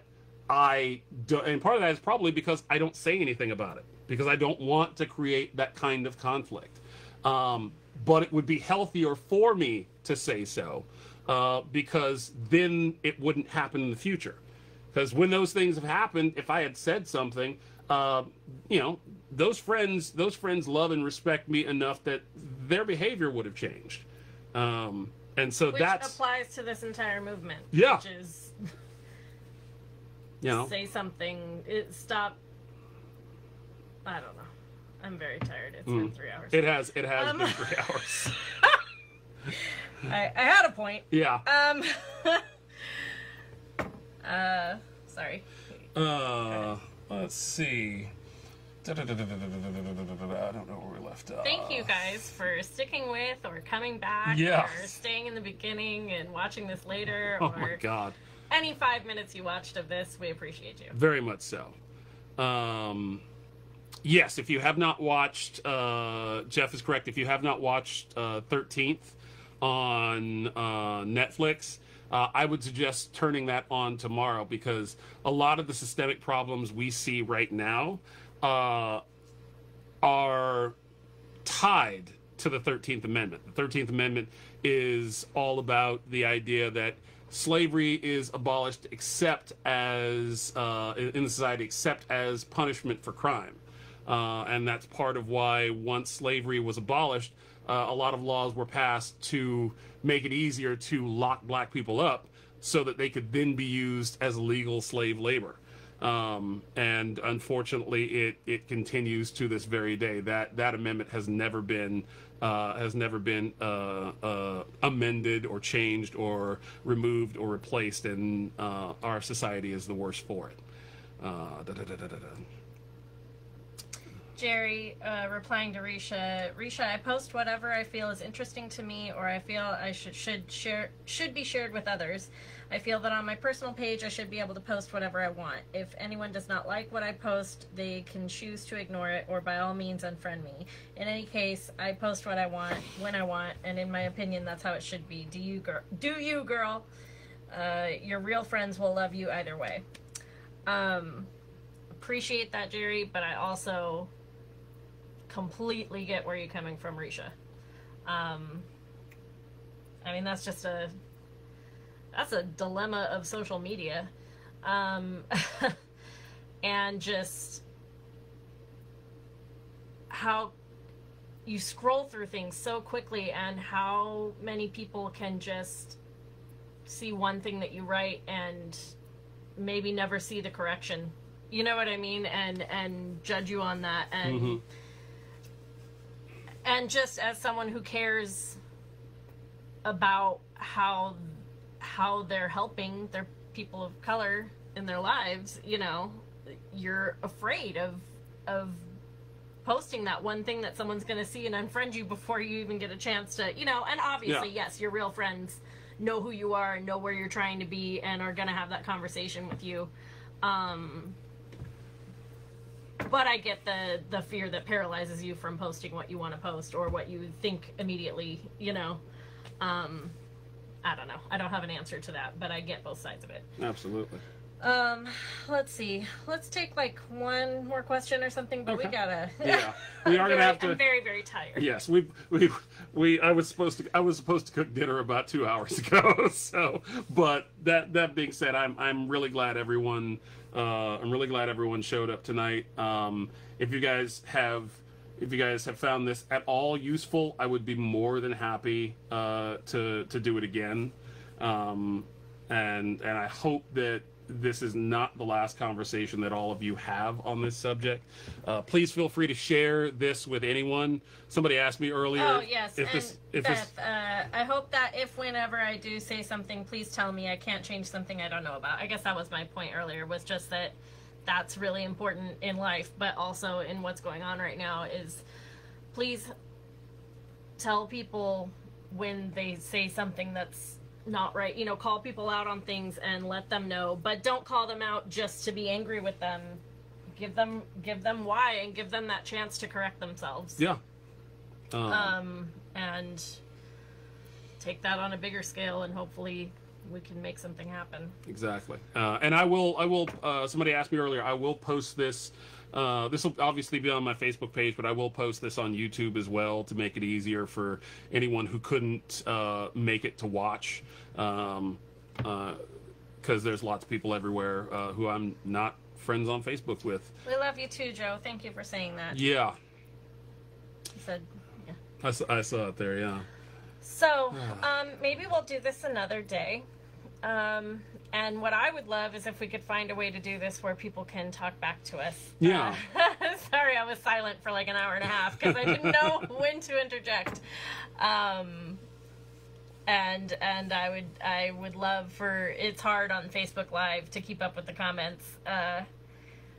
So I would love to figure out a way where we could do this, where people can either call in and we can have it on there, or maybe there's a way to do a combo chat. I don't know. Yeah. But I enjoyed this, and thank you for joining us. Yeah. Honestly, I love each and every one of you guys, and if I did not get, if I didn't get to your question, if we didn't answer what you wanted, please feel free to send either of us a message or give us a call.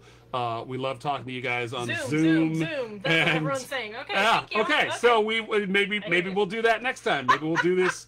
Maybe we'll do this through Zoom, and we'll do like a big gigantic Zoom call, and then we will. And then once that Zoom call is done, I'll record it and we'll post it so that everybody can have it. YouTube channel. Yes. Okay. So thank you guys so much. If you guys need to talk to us, we're home. Yeah, we're always here. We're always friggin' home.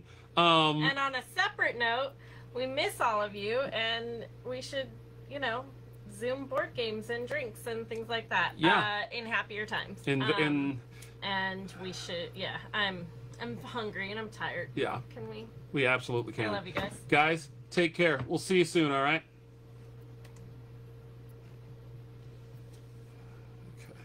If you end this live video, you will be able to choose if you want to save it.